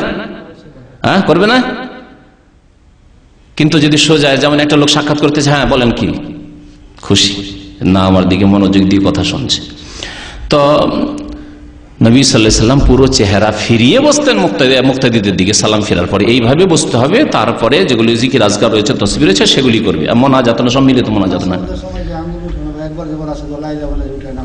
এই ক্ষেত্রে উত্তম হচ্ছে বারবার ইশারা করা, যেমন হাদিস দ্বারা আছে। কিন্তু এই ক্ষেত্রে অত শক্ত হওয়ার প্রয়োজন নেই। আল্লাহর নাম যেখানে যেখানে আসে সেখানে যদি উঠায় বা একবারও কেউ উঠায়, তো এই নিয়ে তর্ক বিতর্ক করবে না, কারণ এই বিষয়টি অত স্পষ্ট নয় যত হয়তো অনেকে মনে করছেন। এই জন্য বাড়াবাড়ি না করে এই ক্ষেত্রে, কারণ এই ক্ষেত্রে ছোট ছোট একেবারে ছোট মাসলা নিয়ে অত বাড়াবাড়ি করার দরকার নেই। এতে নামাজে এমন কোনো যায় আসে না। তবে যেখানে আল্লাহর নাম আসবে সেখানে যদি ইশারা করে, তো এটি ভালো। আত্তাহিয়াত যতক্ষণ পড়তে থাকবেন, তাশাহুদ ততক্ষণ ইশারা করবেন, এটি হচ্ছে উত্তম। আরব যারা সহিহ হাদিস মোতাবেক নামাজ পড়ে, তারা এইভাবে নামাজ পড়ে। কিন্তু যদি কেউ এক দুবার উঠায়, তো আশা করি নামাজে অসুবিধা নেই। কারণ হয়তো মনে করছে যে না, বারবার উঠালে ও মনে করছে যে হয়তো আমার ডিস্টার্ব হবে নামাজে, কিন্তু এমন কিছু নাই। এটি হচ্ছে বরং নবী সাল্লাল্লাহু আলাইহি ওয়াসাল্লাম জবানে দোয়া করতেন এবং ইশারা দিয়েও দোয়া করতেন, যেমন হাদিস এসেছে, ইয়াদউ বিহা হাদিস এসেছে। ওইটি কি মহিলা পুরুষের নামাজে কোনো পার্থক্য নেই, গত সপ্তাহের আগের সপ্তাহের বক্তব্যে বলা হয়েছে। আর বিস্তারিত আলোচনার জন্য যে যে পয়েন্টগুলিতে তারা বলে যে পার্থক্য আছে, সে সম্পর্কে আলোচনা করতে হলে একটা দীর্ঘ আলোচনা, কমপক্ষে 1-1.5 ঘন্টা আলোচনার প্রয়োজন আছে। কোনোদিন ইনশাআল্লাহ করব। কোনো পার্থক্য নেই, তবে আজান ছাড়া, মহিলারা আজান দিবে না। তারপরে লাইনে দাঁড়ানো, কতগুলি জিনিস রয়েছে, সেগুলো রয়েছে। কিন্তু নামাজের ক্ষেত্রে, বসা বসির ক্ষেত্রে, হাত বাঁধার ক্ষেত্রে মহিলারাই শুধু সুন্নতি নামাজ পড়বেন, আপনারা সব ভুল নামাজ পড়ে জয়ীফ নামাজ পড়বেন, এমন কিছু না। আপনারা বুকের উপর হাত বাঁধবেন আর মহিলারাও বুকের উপর হাত বাঁধবে।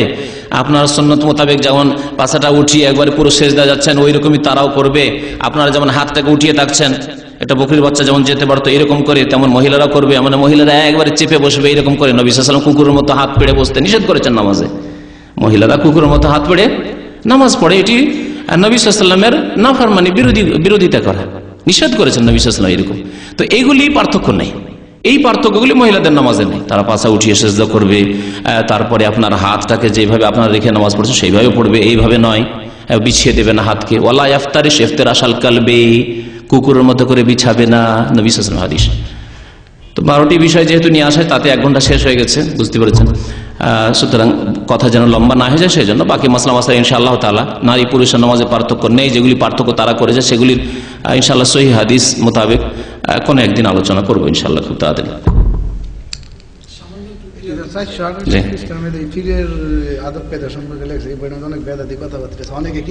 আহকামে জিন্দেগি সব বিদাতি কিতাব, আহকামে জিন্দেগি এসব বিদাতি কিতাব। ইমাম খতিব বাইতুল আতিক জামে মসজিদ, পশ্চিম নাখালপাড়া, তেজগাঁও, ঢাকা। যাই হোক, এগুলি সব বিদাতি কিতাব। আশা করি এসব কিতাব পড়বেন না। সহিহ হাদিস, ইয়া রাসূল আসআলুকা শাফাআতা, নবীর দরবারে বলছে, হে রাসূল আপনার কাছে শাফাত চাই। নবীর কাছে চাইবেন, আল্লাহর কাছে চাইবেন। সুবহানাল্লাহ। আমরা গিয়ে আর যাওয়ারও প্রয়োজন, এখান থেকে বলে আল্লাহ তোমার নবীর শাফাত দান করো। শাফাতের মালিক, আদেশ নিষেধের মালিক, কাল কিয়ামতে হাসরের দিবসে মালিক আল্লাহ পাক। আল্লাহ পাক আল্লাহ তোমার নবীর শাফাত দান করো, তোমার নবীর হাউজে কাউসার থেকে পানি দান করো। আল্লাহর কাছে চাইবো, কারণ মালিক আল্লাহ।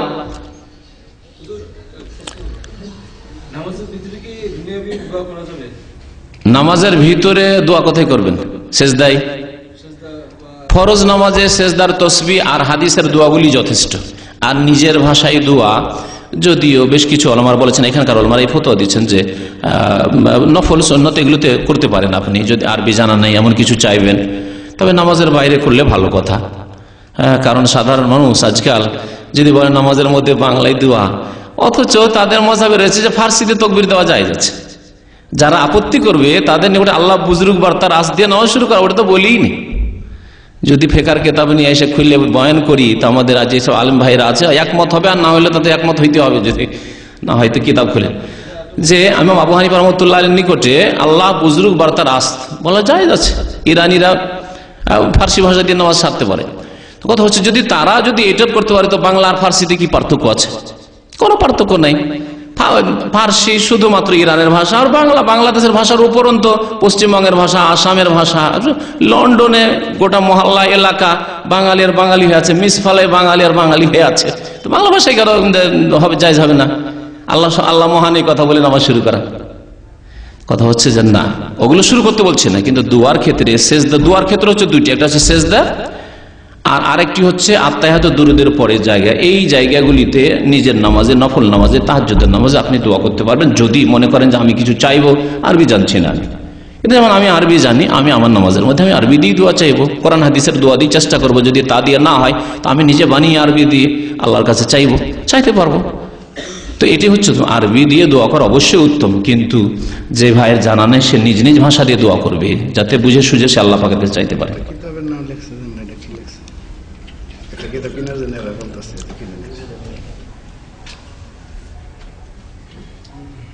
সব বিদাতি কিতাব।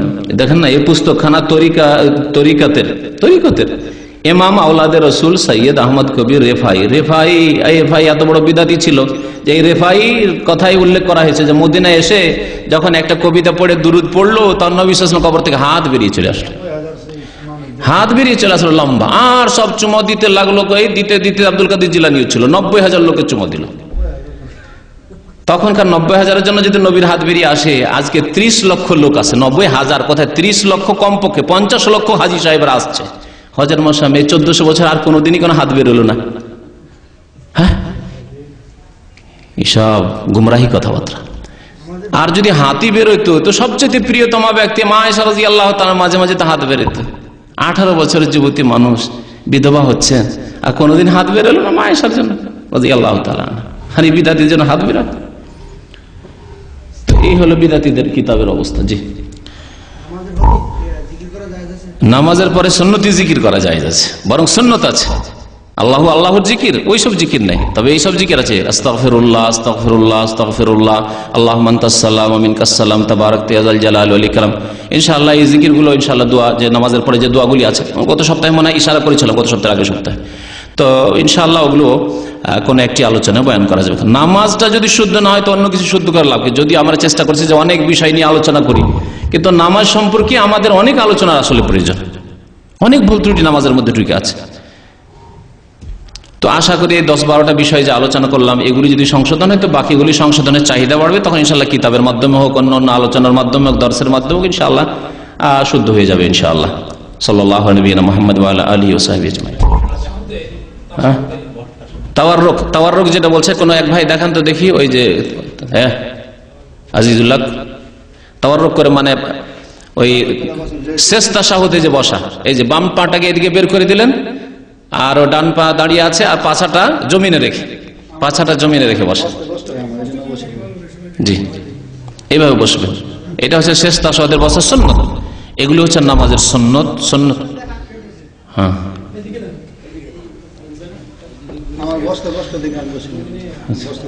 না না ওইটা পাটা ফেলে দেবেন, ওইভাবে বসবেন কিন্তু পা ফেলে দেবেন। আচ্ছা আচ্ছা, কারো অসুবিধা থাকলে কোনো অসুবিধা নেই, সুন্নত এটি সুন্নত, অসুবিধা নেই পড়া যাবে। তসবিহ পড়ার পরে সেজদাতে অন্য কোনো দোয়া যদি পড়তে যান তসবিহ পড়া, সুবহান রাব্বিয়াল আলা, সুবহান রাব্বিয়াল আলা, সুবহান রাব্বিয়াল আলা পড়ার পর পড়বেন আপনি অন্য দোয়া। জি, কি কোন ইমাম সাহেব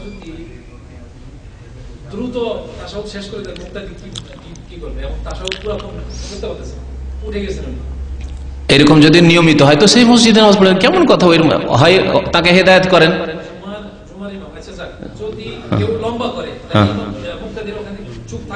না না, অন্য দোয়া পড়তে থাকবে, মেলা দোয়া, রব্বানা আতিনা ফিদ দুনিয়া হাসানা ওয়া ফিল আখিরাতি হাসানা ওয়া কিনা আযাবান্নার, রব্বানা যালামনা আনফুসানা। হ্যাঁ, প্রথম তাশাহুদে দুরূদ পড়তে পারেন। কোন কোন রিওয়ায়াতে আছে সাহাবে কেরামরা দুরূদ পড়তেন। এজন্য শাইখ ইবনে বাজ লিখেছেন যে যদি প্রথম তাশাহুদের সময় পায় তো দুরূদ পড়বে, কারণ দুরূদ একবার পড়লে 10 বার আল্লাহর রহমত নাযিল হয়। নবীর প্রতি দুরূদ, অসুবিধা নেই, পড়বেন।